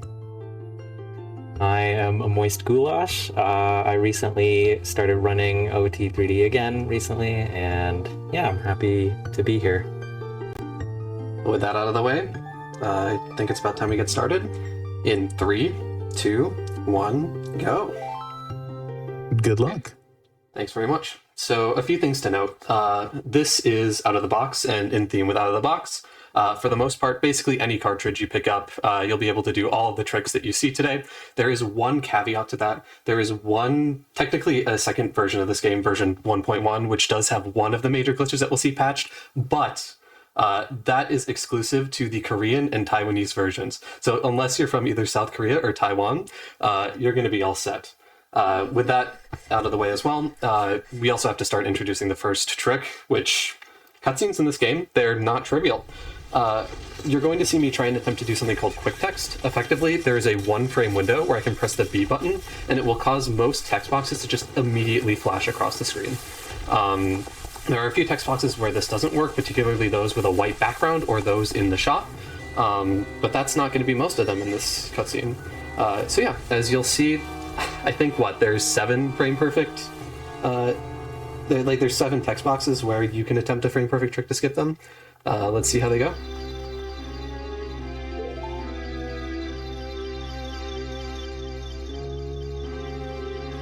That's 1. Nice. 2, 3, 4. Oh, there's 10, isn't there? There, you saw I failed that one. And yeah. So yeah, you kind of got to see what it looks like when I successfully skip one versus not successfully skipping one. You can probably tell that they're going to add up a lot throughout the course of the run, especially with some of the larger text boxes. Definitely. And really fascinating to think about the idea that something these days would be considered basically an accessibility feature. The ability to like hold down a button and skip past those is speedrun tech in this era of a game that not that long ago. Yeah, exactly. It's almost anti-accessible because in the original people have started skipping the intro cutscene and factoring that out of the run.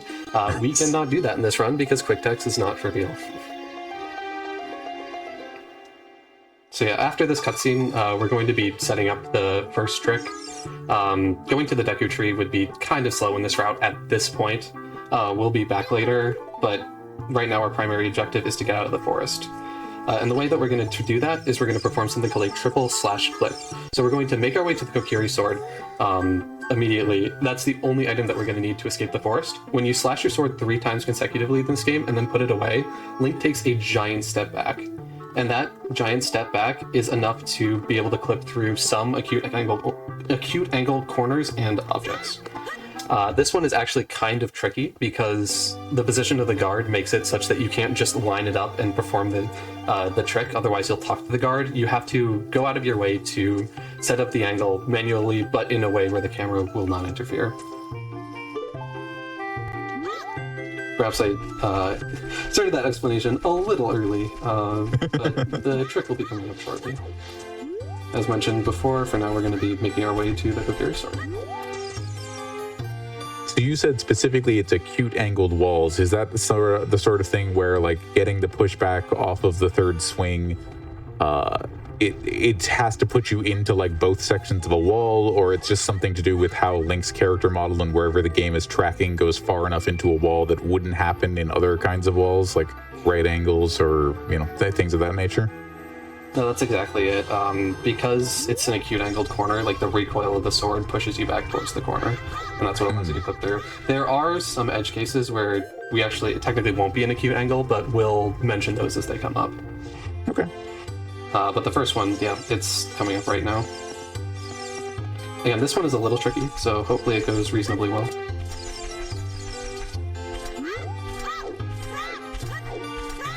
Yeah, this is like the first reset point of doing real attempts, but Z-Cube gets its first, gets it first try. He's Very clean. Yeah, again, for the most part, for these triple slash clips, we're going to be lining them up explicitly with the camera. That one, again, you cannot do that, because if you try and do that, then you'll be in a position where you'll talk to the guard. And interestingly, if we had another item that we could equip, like a stick or like the slingshot or something, we could actually line that up with the camera and then pull out the other item to put away Link's sword. But getting like a stick at this point would take way too much time just to make the trick easier, because as we saw here, you can be good enough to just do it first try, so. Yep. But yeah, now we're going to be making our way towards Hyrule Castle. Our next objective will be to get Zelda's Ladder and Lullaby. As right now we're kind of in a setup phase. There are a few items that we need to completely break the game open. And the first item in that chain is Zelda's Lullaby. While we're gonna have to wait for day anyway, because you cannot enter the drain that leads to the guards area before day. We're going to try and get there as efficiently as possible, and that's because with a relatively new trick, the time of day has become relatively tight if you want to get there right at the start of day. And one way we're going to do that is we're going to do our first instance of an ESS slide. So if somebody would like to cover how that works, that'd be great. Yeah, so ESS is just slightly outside of the dead zone of the control stick, and for some reason when Link takes like damage or like knockback, it can carry its momentum, and so you can see here Link is just sliding all the way to the castle. Mm-hmm. Right here, we're going to for some reason Sorry, go ahead. The animation of Link being like shuffling his feet like that does not lose speed if he happens to be, or like if he happens to have some velocity during it, he doesn't lose it until that animation ends. And so you can get into that animation by holding the ESS position and then target to keep that animation going. And then you can speed on forward, as we saw there. The speed you get there is also faster than what you would get in the original Ocarina of Time, because this game runs at 30 FPS instead of 20 FPS. Yep. And then immediately after, we're going to be jumping into another trick. The setup for this trick's probably going to look a little strange, but I promise I'm actually doing something meaningful, and you'll probably notice what that is as soon as I actually get it.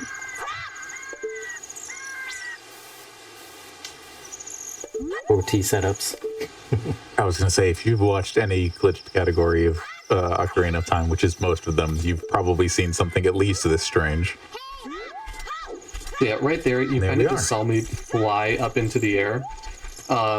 Those are called invisible seams. The way they work is that Link has a little bit of leniency, like when standing close to a ledge, so that way he doesn't just like immediately fall off in situations where it doesn't seem like he should be able to do that. That applies to like these incredibly steep polygons that you will find like throughout the game. And because you have that leniency, you can kind of just gain quite a bit of height from them if you set them up properly. And then here I actually need to be... Okay, that's really unfortunate. Yeah, I'm probably not going to try that again. I probably shouldn't have talked during that. I'm just going to go get the Cocoa at this point. Failing that is rather harsh, but I should be able to get to the Cocoa before day. Yeah, I mean, Yeah, go ahead. Yeah, so I was going to say, the idea there with going out of bounds is that from where Z-Cubed was headed, you could go and jump into the out-of-bounds water that's on this map, and then use the out-of-bounds water to swim up to where the crawl space is, so that you could get to the crawl space right as it turns day, and then not have to, like, spend time reloading the map to get the Cuckoo at all. And since it's day, I think I actually have to roll around this way, which is... Yeah, that normally would just be a reset. It's a little unfortunate, but it happens. Yeah, that trick is actually version exclusive. I don't remember if Jim covered this, but that bit of water that's coming down from like the drain or the crawl space, as I understand, it doesn't extend that high in the original Ocarina of Time, so it's a neat version exclusive way to skip the egg.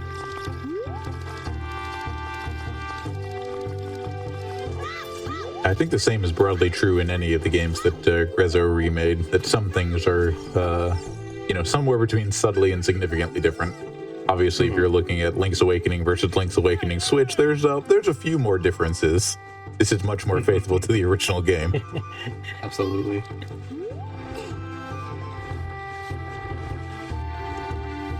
Yeah, I mean, Ocarina of Time 3D is pretty much running on the exact same core game engine that the original Ocarina of Time ran on, just spruced up a bit graphically, and also with the physics changes to 30 FPS instead of 20 FPS. But then you also have, like, those weird differences, like how putting your sword away after slashing it 3 times sends you backwards by a large amount for 1 frame, which doesn't, or at least doesn't exist in the same way in the original game, so... Anyway, here Z-Cubed is concentrating to try and side hop past the guards. It's going pretty well so far. He's gonna, let's see, get these frame perfect ones. Very good. Yeah, that was fortunate. I was actually going to ask, was that as close as it looked? And then you said frame perfect. I'm like, okay, I've got my answer. Yeah, so the way that those guards work is that where they are somewhat random, but you always have a 1-frame window where you can side hop and they will not catch you. And if you can get to like the transition to the next part of like the courtyard, you can avoid getting caught. So ideally you could just go without stopping, but then that would require like probably dozens of frame perfect inputs in the worst case.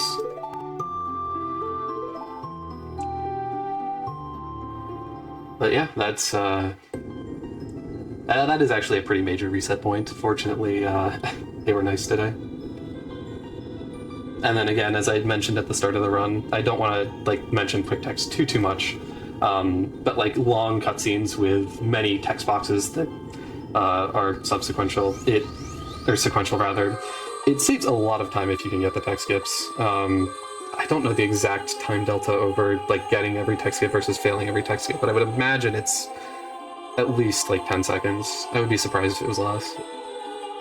Well, yeah, I think even like the intro cutscene, if you like don't skip any, you lose 6 or 7 seconds. Yeah. Yeah, like it adds up quite quickly.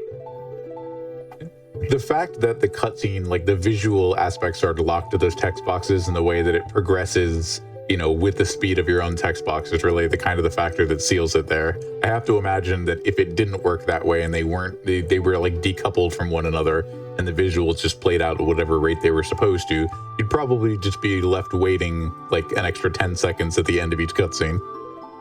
Mm-hmm. Mm-hmm. Yeah, so sometimes, so there are some times where that is actually the case. Okay. Like when the cutscene zoomed in on Ganondorf there, the 4 or 5 text boxes that preceded that would play out into that camera zoom, and then the game is essentially waiting for that camera zoom and those text boxes to be done before it goes to the next part. Got it. So by having one half of that equation taken care of, you're just waiting on the camera zoom.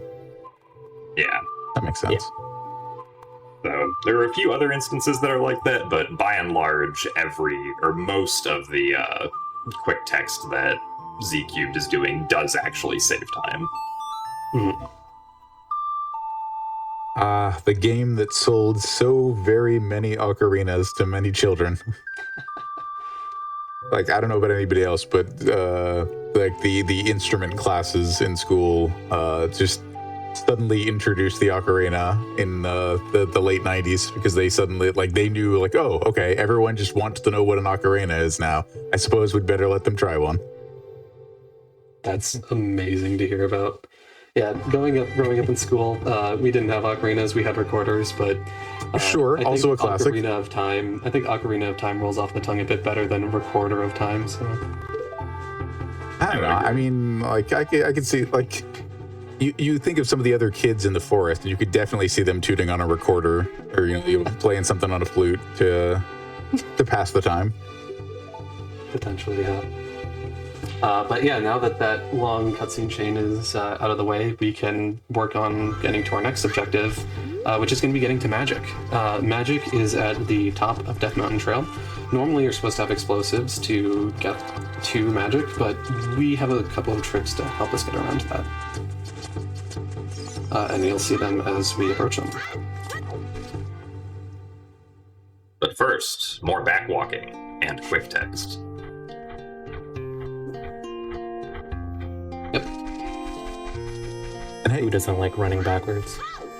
you know, if you ran into me at PAX East, you might have actually run into me walking into you backwards, because there's just something about when I'm in a large group of people, especially if I'm like near the front and trying to make sure that everyone else is grouped up and we don't lose anyone, I will just kind of walk backwards with whoever I'm talking to. So if you ask who doesn't like walking backwards, I am not amongst that number. I will absolutely walk backwards if given the opportunity. Excellent. Yeah, right there we picked up a heart. There's going to be an area that we go through that has a heat timer in a non-trivial amount of time. In order to get through that area smoothly, you need 2.5 hearts. There are ways to get through it if you have less, but it's just worth it to pick it up there. I don't think they're particularly fast either, but here we're going to be approaching our next DSS slide. It's going to be exactly the same as you saw off of the P-Hat. We're just going to do it off of the Tektite instead. And there we go. Right here, I'm actually holding a very specific variant of ESS position called ESS down. The reason for that is because it allows you to switch between holding right and left without pausing with relative ease. Yeah, so this is an ESS you can steer, essentially. Exactly. If you weren't holding ESS down, if you were holding ESS straight right or straight left, it would require you to, like, basically you can only turn in one direction. But this allows you to switch the direction in which you can turn. And now we're going to be setting up our next trick. Again, this is a trick where the setup is going to look a little weird if you don't know what's going on. I'll try and explain it afterward. It's a little bit complicated to explain on something like this, but there's like a somewhat abridged version that I can give. So here we're going to be side hopping past these load triggers in a very specific way. Getting here. That might not work. We'll try it. If not, I can. I would think that's fine, but Nope. oh no, I guess not. Oh right, because the sword slash particle messes that up, I think. Yeah. Hopefully this works. I believe this is the backup.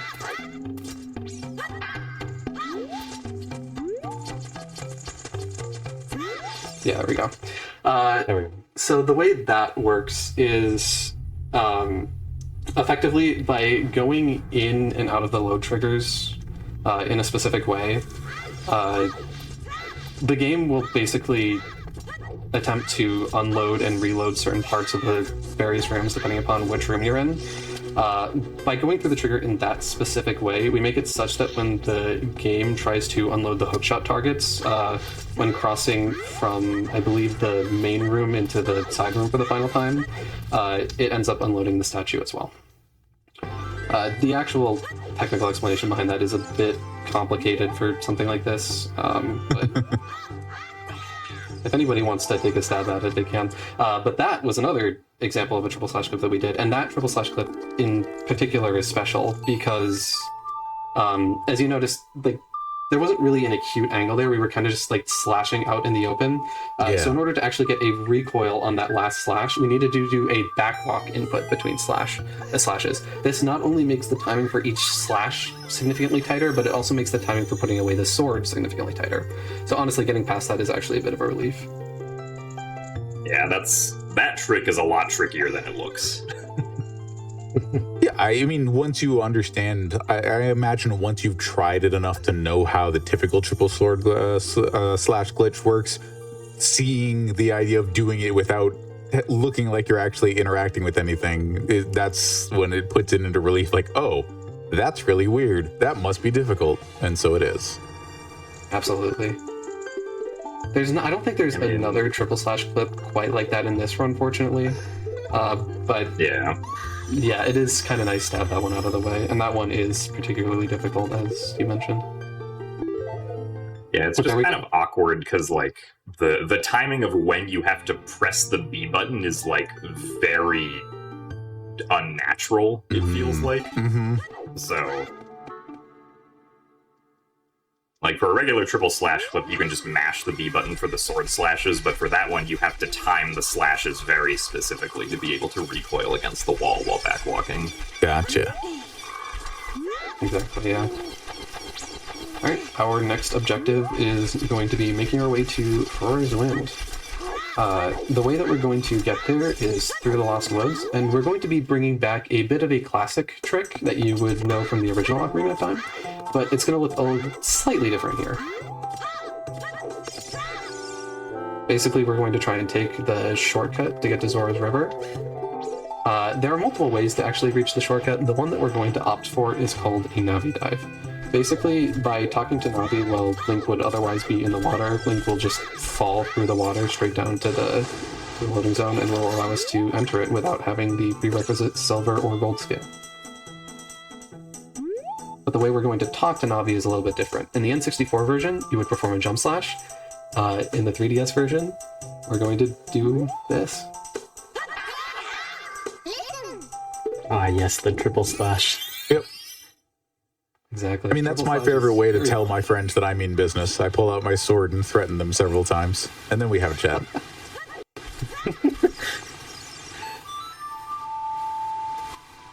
Sounds like you're a good friend. Look, I only do it when I mean business, and I'm not a business, style conversationalist most of the time, so it isn't usually necessary.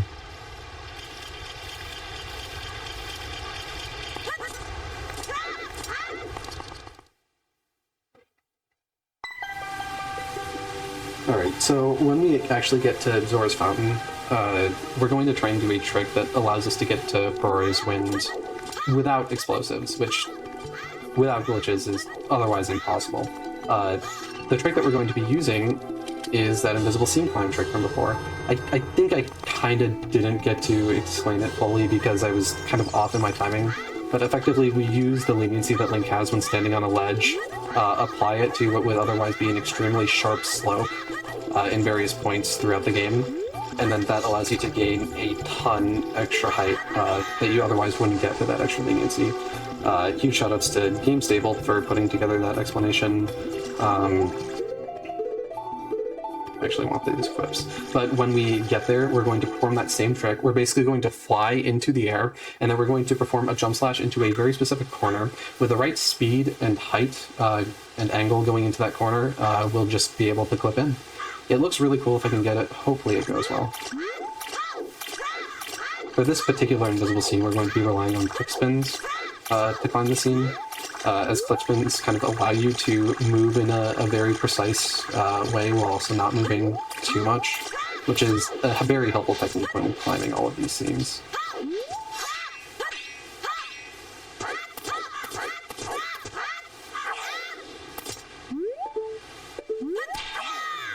Ah, dang. There I missed the second quick spin. I need to get 3 quick spins total in order to get to a sufficient height to be able to clip in.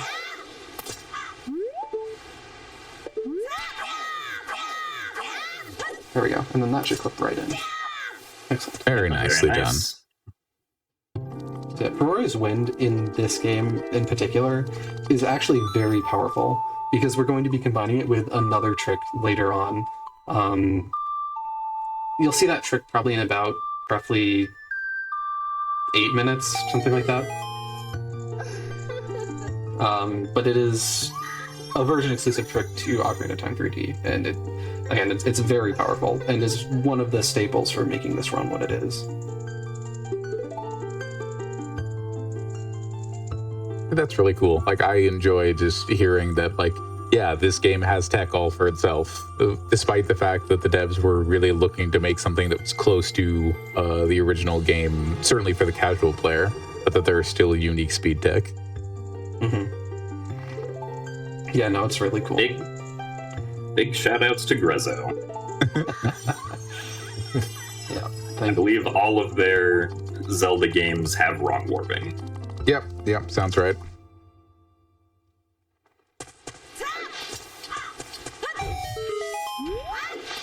Here we're just going to perform the SS slide. Again, this one's just for movement. It doesn't say that much, but it does look pretty cool.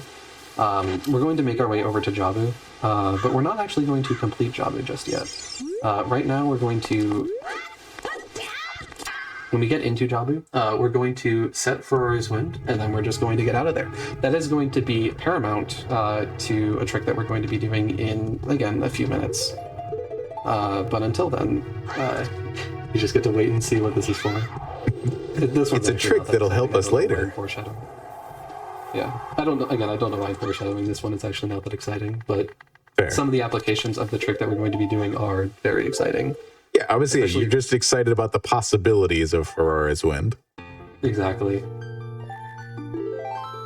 There's probably the most powerful trick that we're going to be doing in this run is an application of that trick. So Nice. Be on the lookout for that. But first, to the shop. What you're supposed to do maybe 2 minutes into the game, we're doing roughly 25 minutes in. I was going to say, you got the tutorial on how to look around. Very useful. Yeah, technically, I don't think Shield... Yeah, Shield isn't even a required item for this run anymore, but it does make a few things a little easier and I think faster, so we're just going to be picking it up. Actually, no, it is required. Never mind. Yeah, because We literally cannot like, skip Shield. pretty sure you need it in Jabu unless you want to be really slow. We also need it to get Slingshot. And yeah, that too. Jabu does actually have a way of doing the skip that you're thinking of. Shield. Oh, no, yeah. I forgot. There's a new way of doing that. But I don't know how to do that, so... Yeah, not like... I need Shield for that.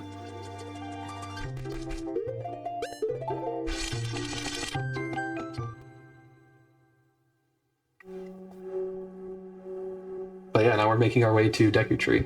Again, the first dungeon of the game, roughly 26 minutes in, something like that. Here we're going to pick up a few extra Deku Nuts. We need at least one. I'm going to pick up 2 because there's a trick coming up later where if I don't have like sufficiently many Deku Nuts, the consequences are really dire. That's again something that I'll highlight when I get to. But for now, we're going to make our way to Slingshot. Oftentimes in Ocarina of Time speedruns, you'll see runners skip the Slingshot, but for this specific route to work, we actually do need it. And that right there was the one required use of the shield in this run. Just that.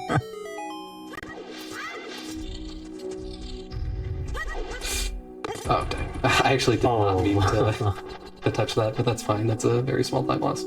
If I skipped that, I would have just been able... If I skipped touching that platform and letting it crumble to the ground, I could just use it to jump across the gap.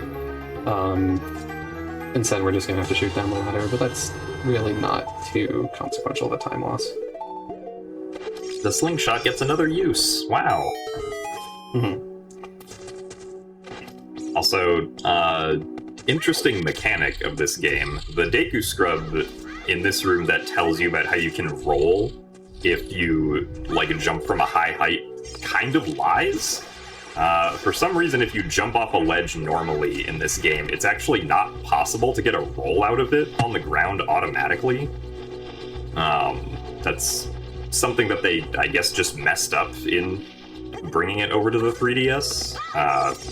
It is possible to get a roll from a high height if you, like, hang off of a ledge and then let go from hanging off of it, but not with the regular jump.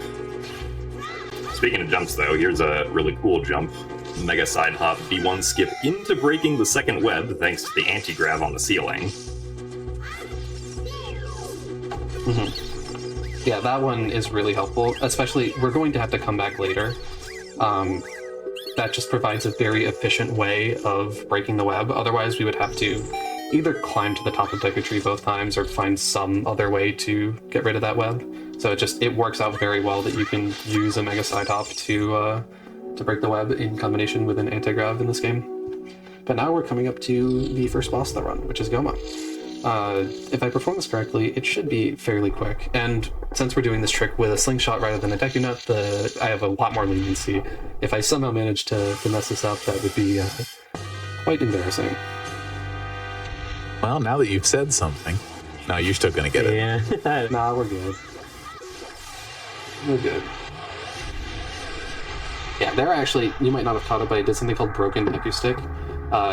Basically, if you jump slash in a particular way, it's possible for Link to continue to do hits with the broken version of that Deku Stick, so long as you have another Deku Stick in your inventory. But now we're approaching the first RI of the run. If anybody would like to explain that. Yeah, so restricted items in this game is actually not very difficult to do. It's basically just replacing an item that you can use with an item that you can't use, like Furore's Wind over the Deku Sticks in this case, and then after you return to the game, you have one frame where you can use Furore's Wind. So in this case, Z-Cubed took Furore's Wind out at the same time that he entered the blue warp at the end of the Deku Tree, and he returned Furore's Wind within a somewhat lenient time window that allowed us to skip having to watch the Deku Tree cutscene, essentially, by performing a wrong warp. However, immediately after wrong warping, he voided out and then returned to where Furore's Wind was actually placed, which is inside Jabu, so that's how we got here.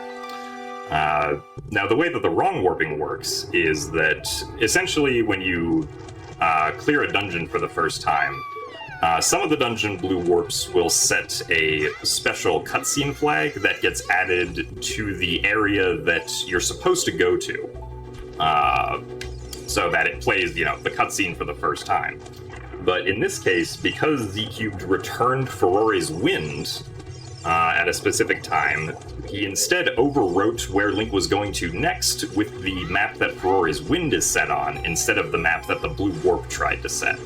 So, in this case, that was the inside of Jabu. So the game tried to apply that cutscene value to the inside of Jabu, and that resulted in the wrong warp to a glitched out, I believe that's the Sun Song cutscene? So, yeah. That's how we got here.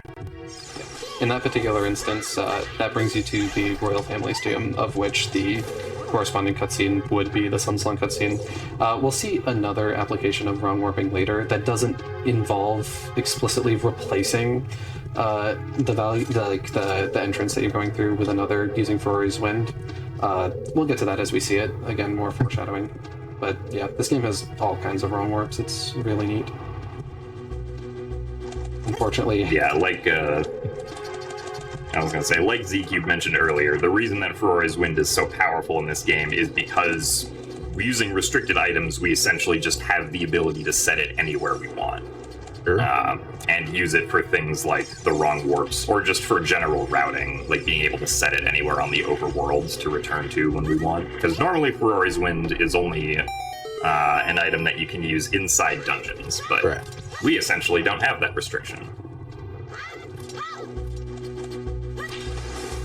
Yep, this is what happens when you set all of your references for like where locations are relative to one another and relative to cutscenes as a relative value rather than an absolute. If you coded it so that this region after this boss is defeated can only go to this other region, then suddenly wrong warps like this probably don't work.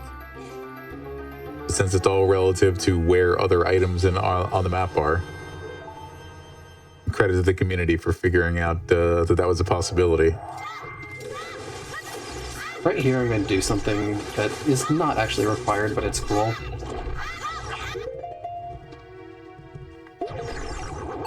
Right there, I did a trick called the Flash Extension.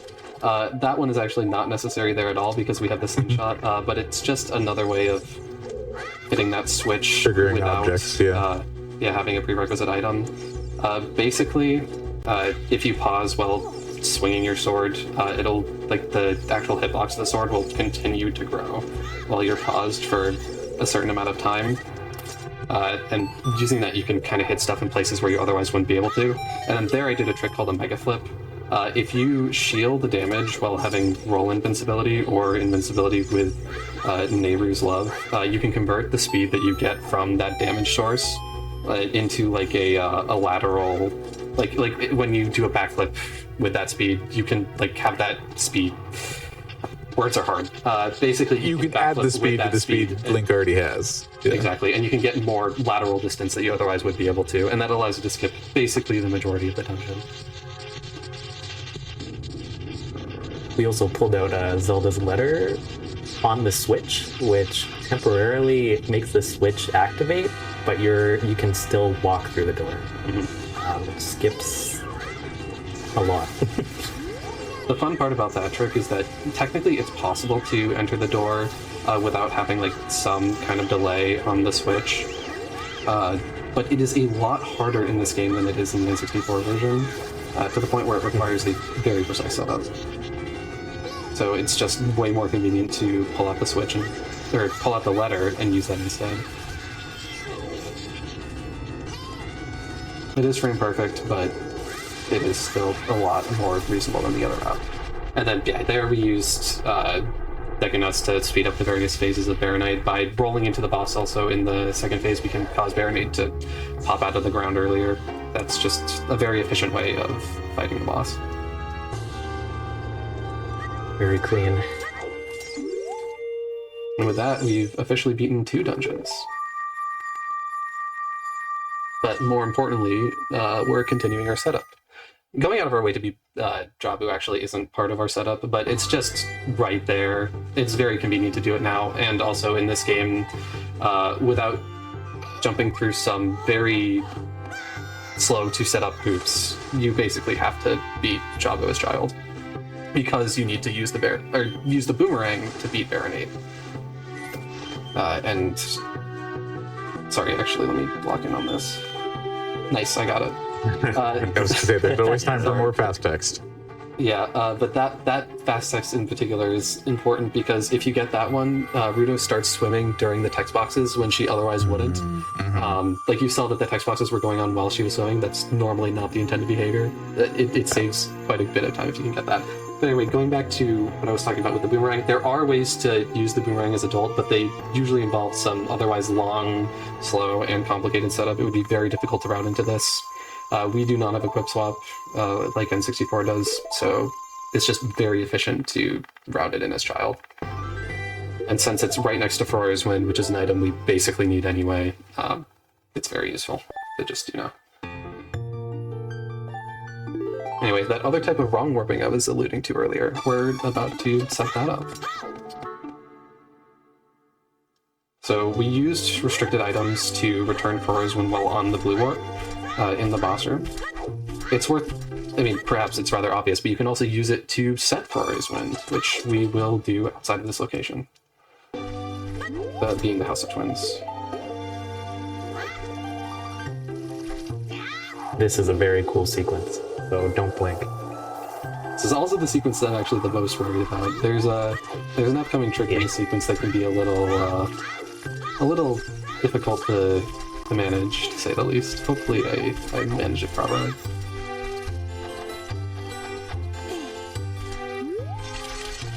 Right now we're going to make our way to Lost Woods to set up the trick. Okay, I haven't blinked yet, so I'll see how long I can keep it going for. I was usually pretty good at staring contests. You can blink for a little bit longer. Look, I already haven't been. I might as well keep it going now. Fair enough. My condolences to your eyeballs. Thank you. I like the commitment. So right here we're going to take a bit of damage. I blinked. Damn. Okay, well, now is where you have to not blink. We're going Oh, okay. I got a freebie. Thank you. We're going to quit the game, but we don't quit the game, and now we're in Cowan House. And if you Seems normal. remember, we set Feroria's Wind outside of the House of Twins. If we return Feroria's Wind, do you think we're going to the House of Twins? Take your guesses. If you said no, you'd be right. Right now, we're just kind of falling over a void. We're actually going to have to fall over this until we die, so it's going to take a few void outs. But once we do, you'll get a better idea as to where we are. There will be a lot of falling this run. That is very true. I mean, yeah, there was in the Deku tree. That was important to progressing the story. We had to fall there for a while. Yeah. So right there, it did something called a zombie walk. Basically, if you're over a void and you have no health, you can kind of just walk. We use that to enter the water after dying, so that way we can get into a source of water that allows us to continue the game and respawn here. I think we saw this before. This exact walking. You might recognize this place. I have to avoid getting caught by the guards there, because if I get caught by the guards, I crash the game. The stakes are slightly higher than before. Got it. And then here we're going to enter market. Oh, I used 2 deck nuts. Oops. That's wrong. But yeah, that takes us to market, but from this entrance, and then we're going to go towards Temple of Time, which is actually outside of Avaga's boss room.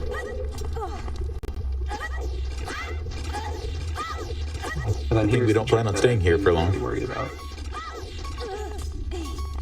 If somebody wants to explain what I'm setting up right here, that would be great, so I could actually focus on doing this.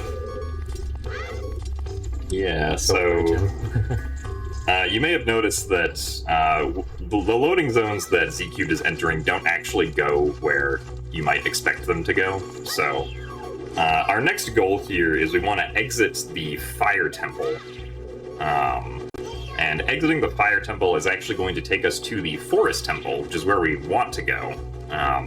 But because we're in this weird sort of game state, we can't actually save and quit the game unless we die.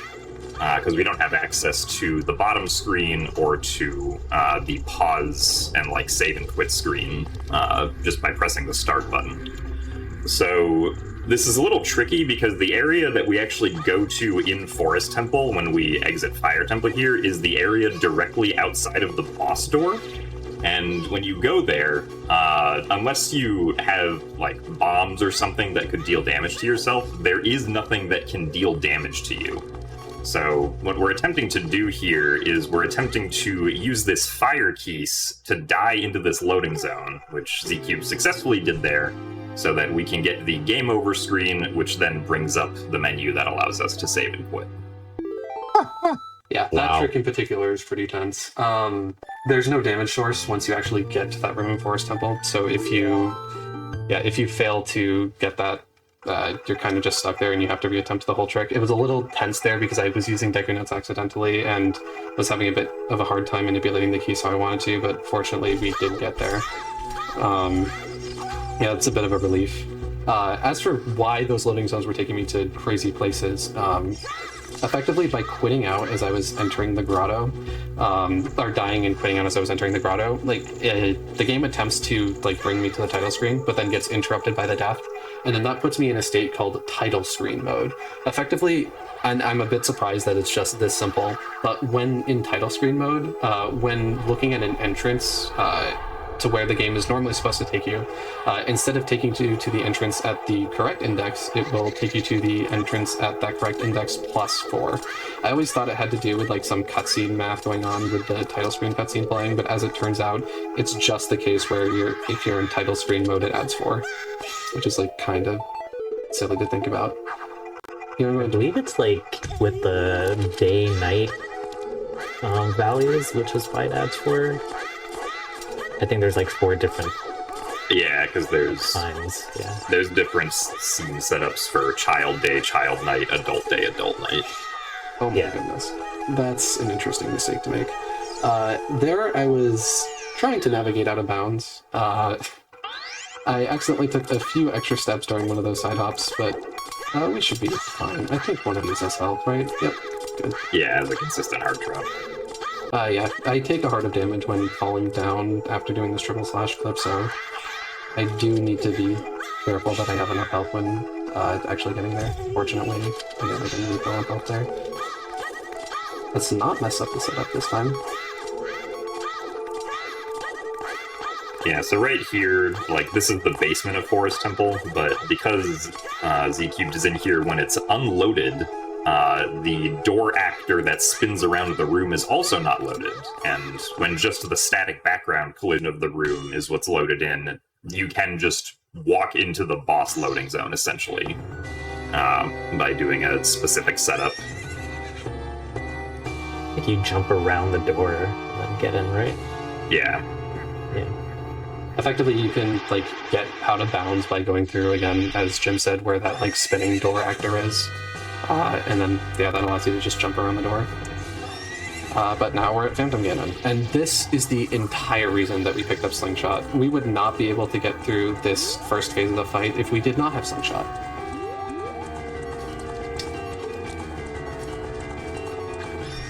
Yeah, Slingshot serves as a substitute to either hookshot or bow, and it's rather convenient that we can actually pick up an item as child, which allows us to do this fight, because a good part of what this route is based around is being able to beat Forest Temple as child, which hopefully you'll understand why soon.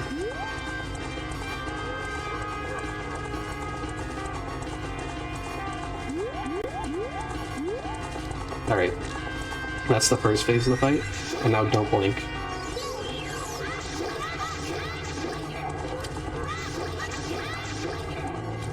Boomerang's so busted.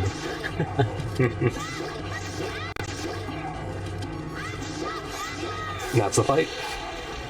It's a little silly that Boomerang actually does damage in this fight, because normally you're only supposed to be able to do this fight as adult, and adult, as we discussed probably at more length than we should have earlier in this run, cannot equip Boomerang.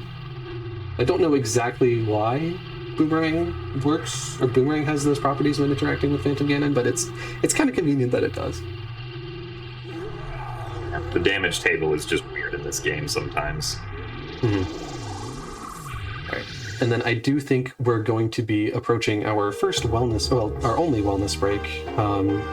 There are a few tricks that we have to do for them. The first is we have to do that blue orb trick that I talked about earlier, or that I did earlier in Deku Tree. This one, again, it's not to actually like achieve any particular wrong warp, it's just to skip a cutscene.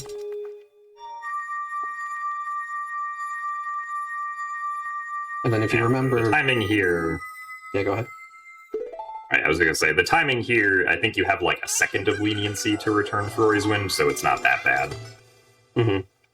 And then during the Death Hole Wrong Warp Chain, we set Ferori's Wind in market. Conveniently, we're able to just get to where we want to be, which is Temple of Time.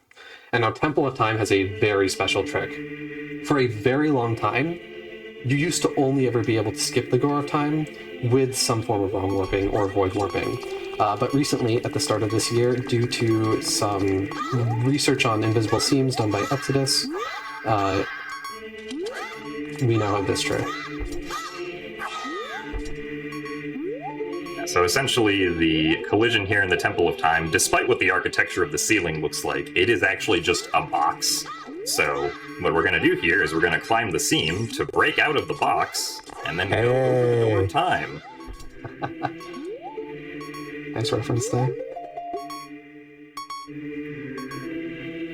Does require holding a somewhat precise position on the control stick, but Z-Cube's got it.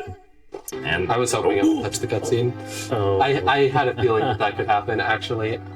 I was really trying to jump slash to make sure I hit the cutscene, and I wasn't high enough. But you get to see it again. That's all that means. Man, I can't believe Z-Cubed wants to show off by doing the trick a second time. SMH my head. You want to see me do the trick? Admittedly, You want to see me do it again? I did admittedly consider picking up the heart container so that way that wouldn't happen, but I was like, surely that won't happen. Right. Okay. You can get past the other time now.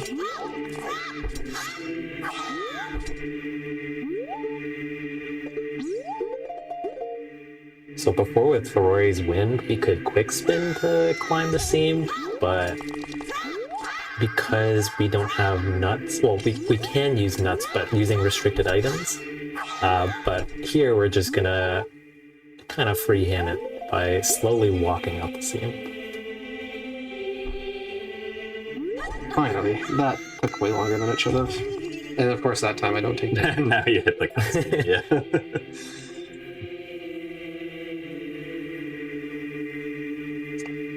Yeah, that trick is a little difficult to get to cooperate at times because you do actually have to hold a fairly precise position on the control stick in order to climb the seam. But yeah, that's that. All right. I think at this point is where we have our scheduled wellness break. So after the first few text boxes, we'll be at a point where we can pause the timer. Sounds good. You just let us know when there aren't more fast text inputs to do, and we'll put a brief pause on so everyone can take care of themselves. Mm-hmm. Yeah, it'll be in about 20, or not 20 minutes, 20 seconds. Like, wow, we really estimated wrong for 20 minutes off.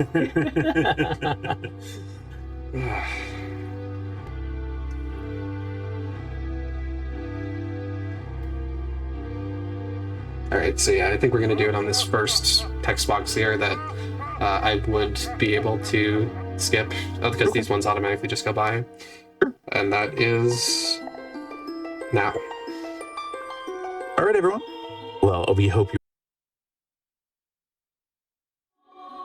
And welcome back to Out of the Box on the Games Done Quick Hotfix. My name is the Tea Tree, and when last we left you, we were catching some Z's. No, I'm sorry, that screen says we're catching a Z with the Z Cubed and the Legend of Zelda Ocarina of Time All Dungeons team here. Z Cubed, let's get back to it. Great. Let's resume in 3, 2, 1, go. All right, now that Z is done, we've gotten our nice power nap out of the way. Hope everyone took the time to take care of yourselves. You actually have a bit more time if you really want to, because we've got a decent amount of cutscenes coming up. But one thing that I wanted to touch on during these cutscenes is what the heck is this route? Why would we go out of our way to do Forest Temple as child? Why are we becoming an adult at this point, specifically after beating Forest Temple? As I've said, that this route basically has one giant setup phase. And we're approaching the end of that. The final item that we need to complete our setup phase is the Prelude of Light, which is only accessible after you beat the Forest Temple. And while we do have good ways of skipping the Door of Time at this point without needing to set up a lengthy run warp, it is just efficient to beat the Forest Temple as child and then do Door of Time skip for the first time, so we don't have to skip Door of Time to get back to Prelude. But why would we need Prelude in the first place? Getting Prelude of Light unlocks a version-exclusive game mode in Ocarina of Time 3D, which is a boss rush. Basically, if you go to Link's bed, you can relive any battle in this game. That is going to be a key component in setting up a particular trick coming up. Once we have the Prelude of Light, we will have completed all of the pieces that we need for this route to properly shine. And from there, it's just going to be non-stop, action-packed gameplay until the run is completed. I do enjoy when my speedruns are full of gameplay. Mm-hmm. It is kind of nice to get a bit of a break here. Granted. Even though you do have to be conscientious of quick text. You basically have one very intense trick being the Door of Time skip. Mm-hmm. And then you get your break, and then you have our next trick, which is probably the biggest reset point in the run. But more on that later.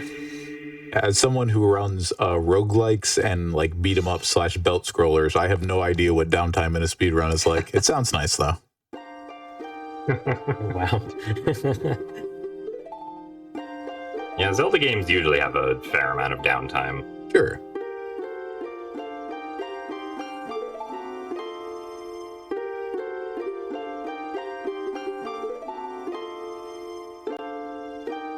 unfortunately, for those that are familiar with Ocarina of Time 3D, a consequence of doing this door time skip means we no longer get the funny Sheik Master Sword cutscene, because we watch that when going past the door of time normally. Unfortunate.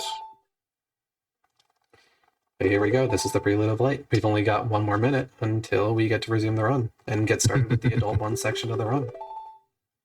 Very good. Well, since we have another minute, I'd like to let people know that Games Done Quick will be hosting the official English restream for Speedruns once again this year. Speedruns 6 will be live from May 7th to the 10th. And if you enjoy technical and well-informed commentary like what we've had here tonight during Ocarina of Time 3D, you can use !Speedon, SPEEDONS in chat to learn more. And you can submit to be a commentator on any of the runs if you check out the resources available from that chat command. That's available until April 10th. So if you want to check that out, do it tonight and see if any of those runs strike your fancy. Very cool. All right. Perfect timing. Finally, Adult 1. Yep. And that's it. Oh, yeah. The Adult 1 Adult 1 is over. comically short in this game. We literally only become adult for the first time just to get the Prelude of Light, but don't worry, you'll be seeing Adult Link again very shortly. But It is also why we defeated Forest Temple as Child Link, because the Forest Medallion is what triggers being able to learn the Prelude of Light there as adult. Yep, exactly. And now we finally have all of the pieces together that we need in order to set up the trick that this entire run is based around. Here we're going to equip the letter, because in order to do restricted items in... I meant to hit Relive a Battle. In order to do restricted items in Link's house, we need an item that we can use in the house, and I believe at this point the only usable item that we have is the letter. We're going to enter the boss rush, well, yeah, the Relive a Battle game mode, exit it, and then we're going to set Ferori's Wind. One thing that's worth noting at this point is that reliving the battle and exiting, I don't believe has a defined entrance index. So if we were to return Ferori's Wind right now, it would bring us to a fairly unexpected place. But in order for that unexpected place to be useful, we need to combine it with this blue orb right here in Deku Tree, which is the reason why we're making our way back here, even though we've already cleared it out. One thing that is worth noting is I'm going to use the same trick that I've been using to use Ferori's Wind on the blue warp, but there's an added caveat to this, as I only have a single frame to return Ferori's Wind in this circumstance, making this effectively a double frame perfect trick, and in Ocarina of Time 3D, it is not trivial to do 1 frame buffers, so hopefully I just time this correctly. Yeah, good luck.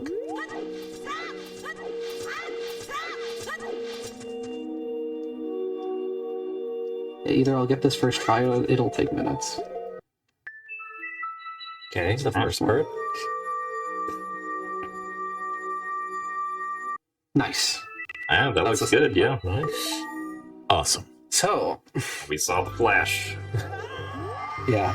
So now we are Adult Link, and we're kind of in an unexpected area. I was going to So say, as I I think we've mentioned been here earlier- before. Yeah. So as I mentioned earlier, the title screen, I believe, has an undefined entrance. And in the case that you have an undefined entrance, the game defaults to taking you to the title screen. Normally, this would just take you to the title screen. It would play the cinematic. It would basically be equivalent to quitting the game. However, by combining it with the blue warp, we're able to basically cancel the cutscene that would otherwise play. And now we're playing as Adult Link on the title screen. So why would we go through the trouble of doing this? Well, that Adult Link on the title screen is actually a playable version of Link that has a ton of items. We're talking about like the lowest upgraded version of basically every item in the game. It has all small keys, all boss keys. It's very powerful. And we're basically going to use that to destroy the rest of the run. You just have to believe it, because you can't really All right. see your items right now. Yeah. Yeah. In order to If you- actually get the file playable in a normal state, we need to be able to die and save over another file.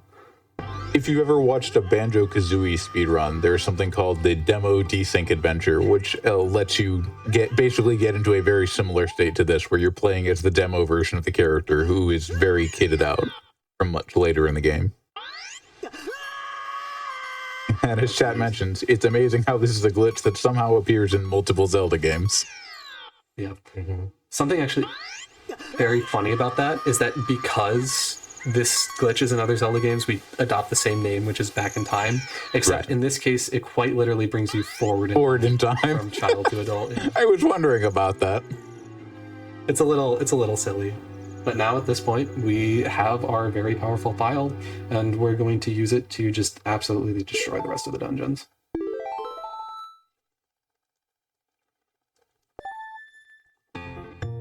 Yeah, it turns out that nope. When you can have a glitch that gives you pretty much all the items, it doesn't matter if it takes like 7 minutes to set up. It's worth it. Yeah, still faster. People like to talk in speedrun commentary like, okay, well, we can try this trick like, 3 times and then it'll be time neutral at best. No, we could try this trick for the next half an hour and it'll still be faster. Exactly, yeah. No, it's very powerful. So right here, we're going to be setting up our next Death Hole Wrong Warp chain. The start of our chain is going to be in Market, but it's going to be a little different from some of the previous Death Hole Wrong Warp chains we've done. I'll let somebody else cover that, because I do actually kind of have to focus on this segment. But before that, we are going to try it. Okay. I unfortunately did not get it off of the bomb. There I tried to do a trick called the Hyper Extended Super Slide. And my timing on the chew was off. We're just going to be backwalking. I'll have a few more opportunities to show that off. But basically it's the fastest version of an ESS slide that you can realistically get.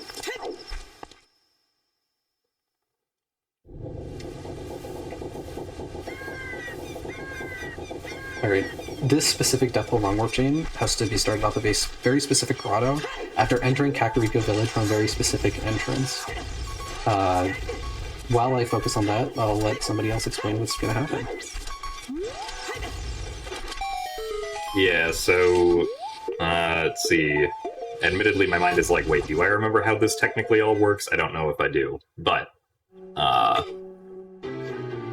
yeah, so essentially we're gonna, after dying into this hole here for the Death Hole Wrong Warp sequence, Z-Cubed is gonna immediately backwalk into the grotto exit and use Ferore's Wind at the same time that the grotto tries to warp him away. So this is going to bring us back to the market where we set Ferore's Wind, but it's gonna pop him out at the coordinates of that grotto that we just jumped out of. And then by setting Ferore's Wind, we now get the coordinates of that grotto pop out set for where we return to. And by coming out of this entrance, we're again going to use Ferore's Wind into a loading zone to get back to those coordinates, to then hit a loading zone in the Shadow Temple, which we wrong warped to get to the Morpha boss fight. Yep. Again, the standard Death Hole Wrong Warp rules apply, where instead of every entrance being as expected, there's a +4 offset to it. As it turns out, that entrance leaving Market brings you to Shadow Temple. With those coordinates from Ferore's Wind, we're way out of bounds, and we're able to hit the loading zone for the Shadow Temple boss room. And as it turns out, the Shadow Temple boss room loading zone +4 results in Morpho. Yep. So here we get to do Yeah. a classic strat and hopefully not die to this boss. But what also because I'm we're hearing in- for wrong warping is basically just keep adding 4 until you get where you want to go. Yeah, it's like entrance Yeah, pretty randomizer. much.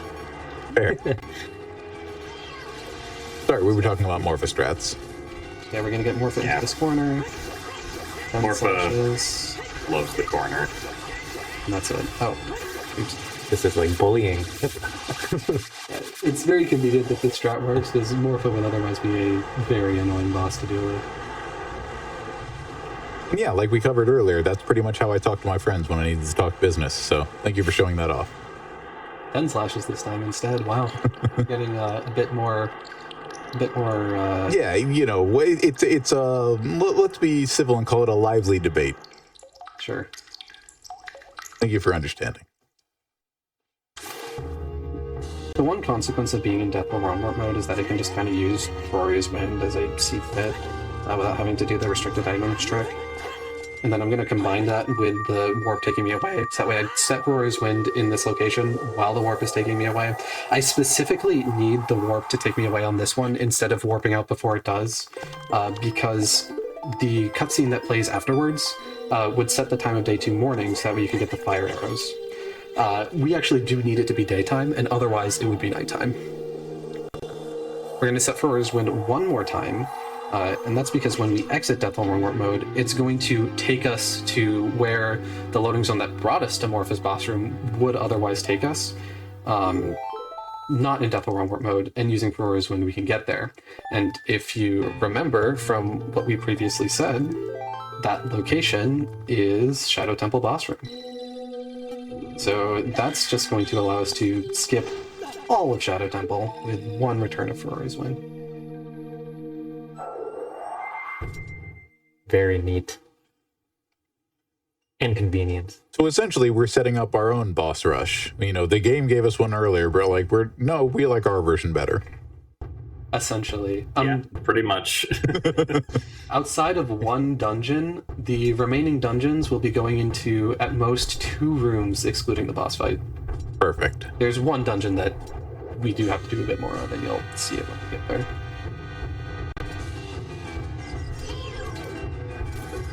Yeah, now we'll see if we can get the one cycle on Bongo, which is a bit tricky to do, because it does require some good slash timing and positioning.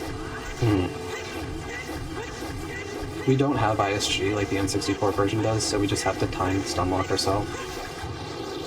Nice. They went That was very reasonably well good.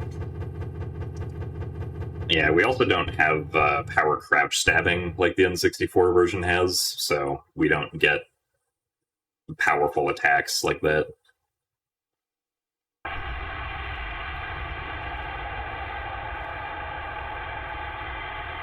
Fortunately, the boss, though, is still reasonably fast.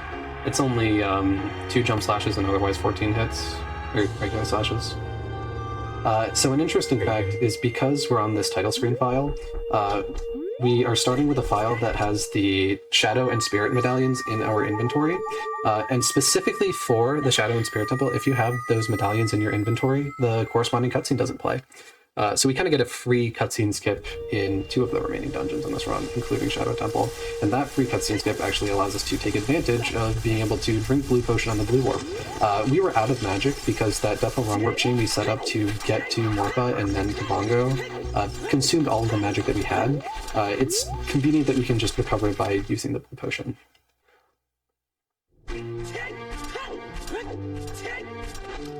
And then here's another opportunity for a Hess, which I actually got to show off this time. That one in particular is a bit special because you use the sign to make the chew explode prematurely, and it allows you to start the Hess really quickly. That one only saves a few seconds, and I actually dropped it, so it probably ended up losing time, but it looks pretty cool.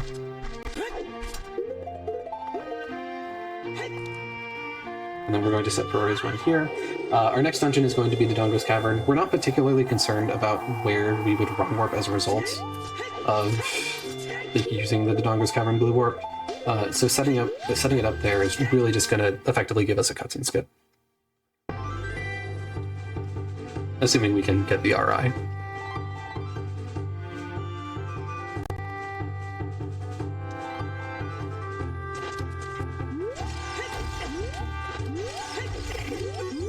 One more sign Hess.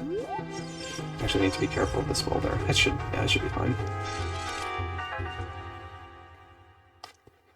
So again, as I mentioned, excluding the boss room, the most amount of rooms we're going to see in the remaining dungeons are 2, except for one dungeon, which we'll see a bit more. But Dodongo's Cavern is not one of them. We're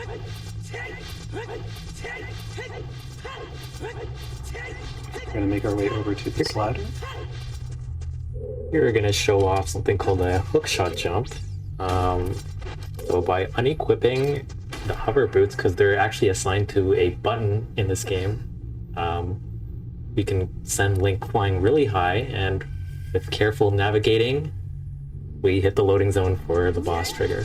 Yeah, it's worth noting that like because the boots are on a button, Grezzo added this like animation where Link kind of does a hop when he takes it off and puts it off, and interrupting the hookshot with that animation of the boots is what gives us the extra height. Here you get to see another really funny change between the 3DS and the N64 versions. Even in the N64 version, as adult, you have to throw the explosive into King Dodongo's mouth. Here, we're just going to kind of feed it to him, let him eat it himself. Link do be tall.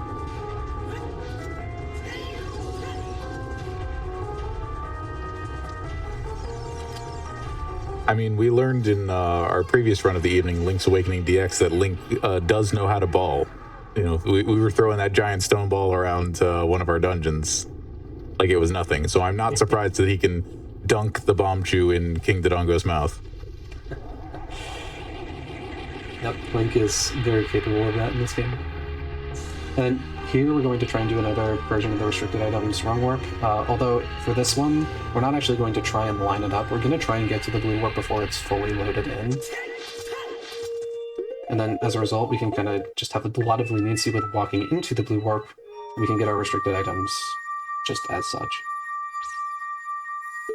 And then we're going to return Perora's Wind. This is going to give us the cutscene skip. This is coincidentally another song associated with the Sun Song, which tends to be pretty fast in this game.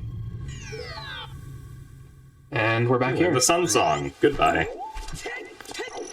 Even though we already have it as a result of setting up the file, and it doesn't actually even give us the Sun Song if we didn't have it. Here we're going to set up Ferrari's Wind one more time, and then we're going to make our way to Spirit Temple. You may be wondering, how are we going to make our way to Spirit Temple efficiently? Well, the answer is we have all the items. We just have the Requiem of Spirit. It skips a lot of travel time. It's very fortunate that we have this.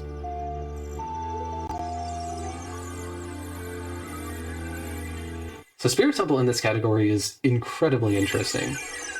Most categories would do what's called like a spirit jump, or maybe the spirit hover that you're familiar with from the original N64 Ocarina of Time. But because we have 8 small keys for every dungeon, I think even though it technically ends up being faster to still do it, for RTA, the variant that we would otherwise get to do is, at the very least, like, it's still competitive to go through Spirit Temple in this direction. So we do it. Oh, that did not work. Interesting. Yeah, unfortunately, we do not have the silver gauntlets. We only have the Goron bracelet, so we cannot just simply push the block, but we can do silver block skip instead. So yeah, effectively you grab the ledge out of bounds, and you can go up on top of the block out of bounds.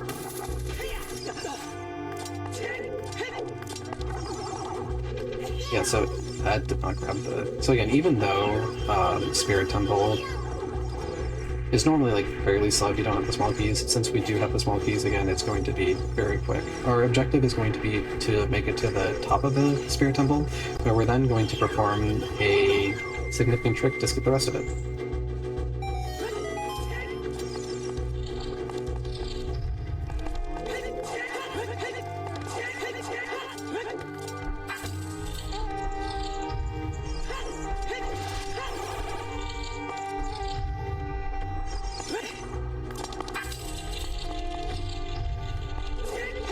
Here we get to see another instance of a hook shot jump. Well, this one doesn't skip as much, it just skips the climb. But now that we're at the top of Spirit Temple, there is another hookshotable surface that we're going to take advantage of, and this will be a bit more of a significant skip.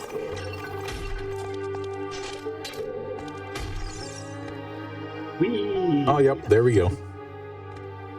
And just like that, it's time for the Spirit boss fight. I appreciated in that one, as we went back down, the camera angle kind of let us see the loaded in part of the zone. It really gives you an appreciation for how far you move relative to where the rest of the game takes place. For sure.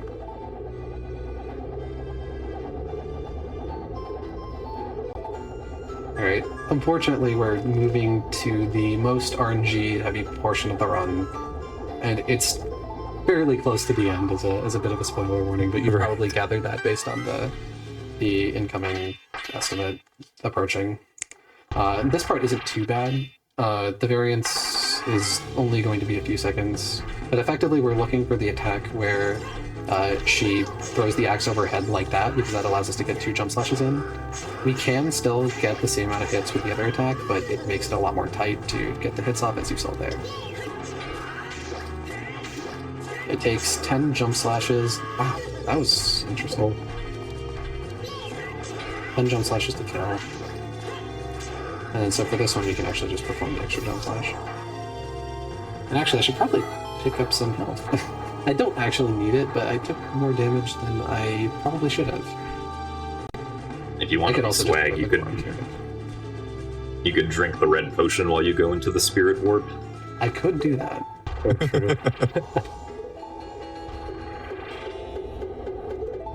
Yeah, as Jim mentioned, we're just going to be walking into the Spirit Warp once we get there. And again, for the Shadow and Spirit Medallions specifically, if you have them in your inventory, the cutscene doesn't play.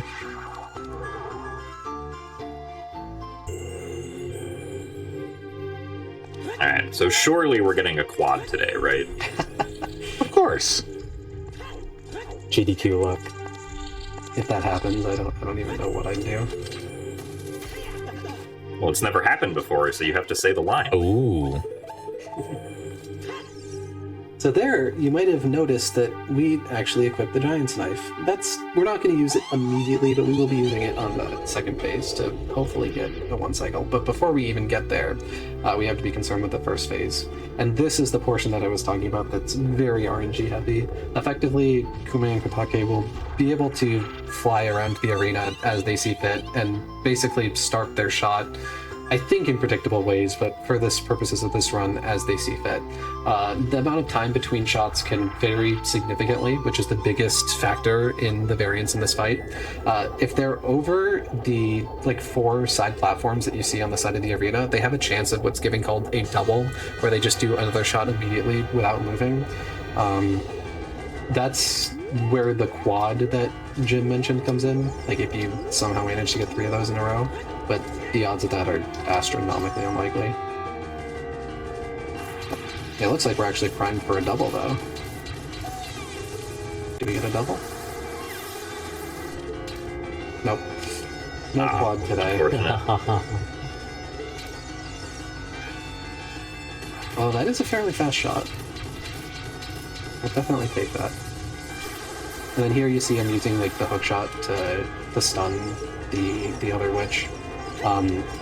It doesn't save any time, it's just to make sure that the witch is in the spot where you can actually reasonably get them, because again, they do like to fly around.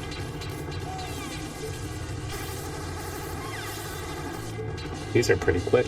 Yep, no double, but fairly fast for no double. Let's say we might only be hitting singles, but we're making contact with the ball every time. Exactly. This last cycle is being a bit slow. Yeah, I actually don't want to use the hook shot yet. Okay. I don't want to stun him in a spot where it's difficult to reach, but... And then here I need to make sure that I don't get a double. If you get a double from the 4th hit into the 5th hit, you'll actually just get an extra hit. Instead of it taking 4 hits, it'll take 5. But you can cancel that double by using the hook shot, so I had to be careful there since we were in double position. We do still have opportunities for cycle skips, though.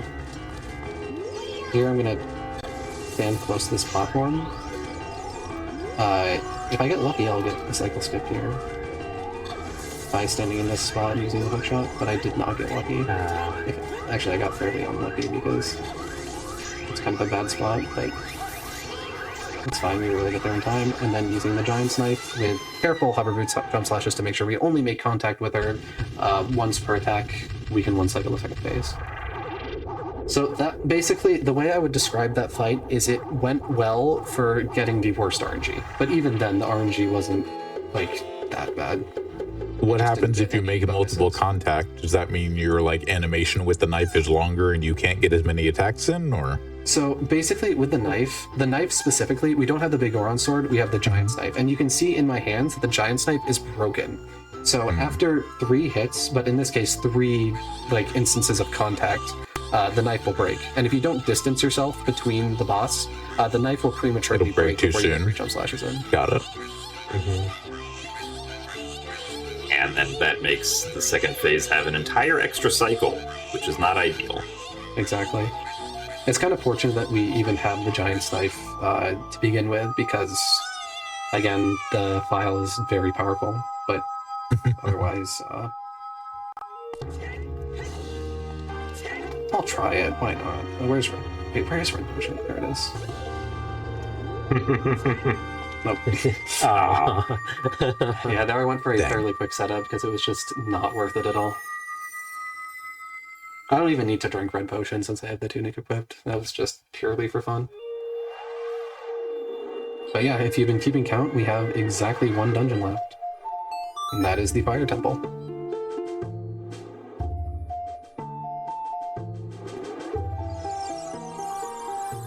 Again, we have the Bolero Fire, so we can just get there instantaneously. I was gonna say, look at us walking up to the front door for once. Doesn't really seem like our style, but what do I know? Exactly. It's a perfect way to end the run. Fair. Oh, there I went for the bit of an anti-grab. It's fine that I didn't get it, and then we're going to do our final equips of the run. It's kind of fitting. Our final boss of the run is going to be Valagia, and it is kind of fun to have the final boss of the game be a dragon. That's true. It's very fitting.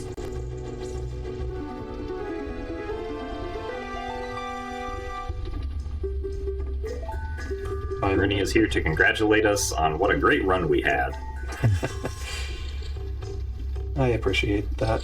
Thank you, Darunia.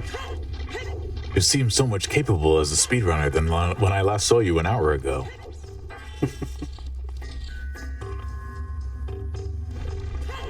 Yeah, previously we got to walk right by him through a statue, so... True. Ignoring him. I mean, I would say, to be fair, the last time we saw him, we were also doing something very impressive in the speedrun, so...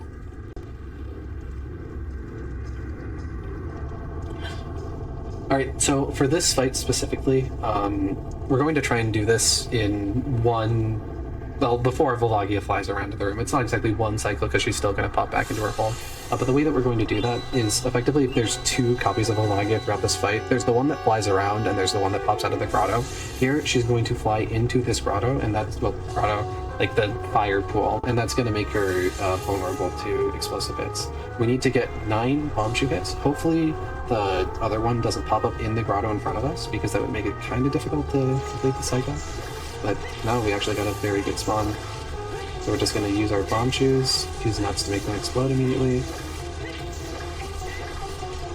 I'm going to use an extra died here. And that's the fight. Nice. Yeah, by Yeah. spawning in one of the faraway holes, the fire attack that Volvagia spits out, and can't make contact with you because it's too far away, which is very convenient. Mm-hmm. We have one final wrong warp of the run. It is, again, like that frame perfect trick that you've seen a couple of times. This one is easier than the one that we did to access the file because it's only single frame perfect instead of double frame perfect, but it's still not trivial. Hopefully that's close enough to the blue warp. Nope. Actually thought it would be. That should be if I get it though, which I did not. Oh, Good thing I one frame. Yeah. So That is close why to we the- save, yeah. That's fine. Yeah, we have a this is- quick route back to the boss room since we were just able to open it with the key. Yeah, this is why these Ferrari's Wind wrong warps can definitely be like a difficult part of running this game, because missing one is very punishing.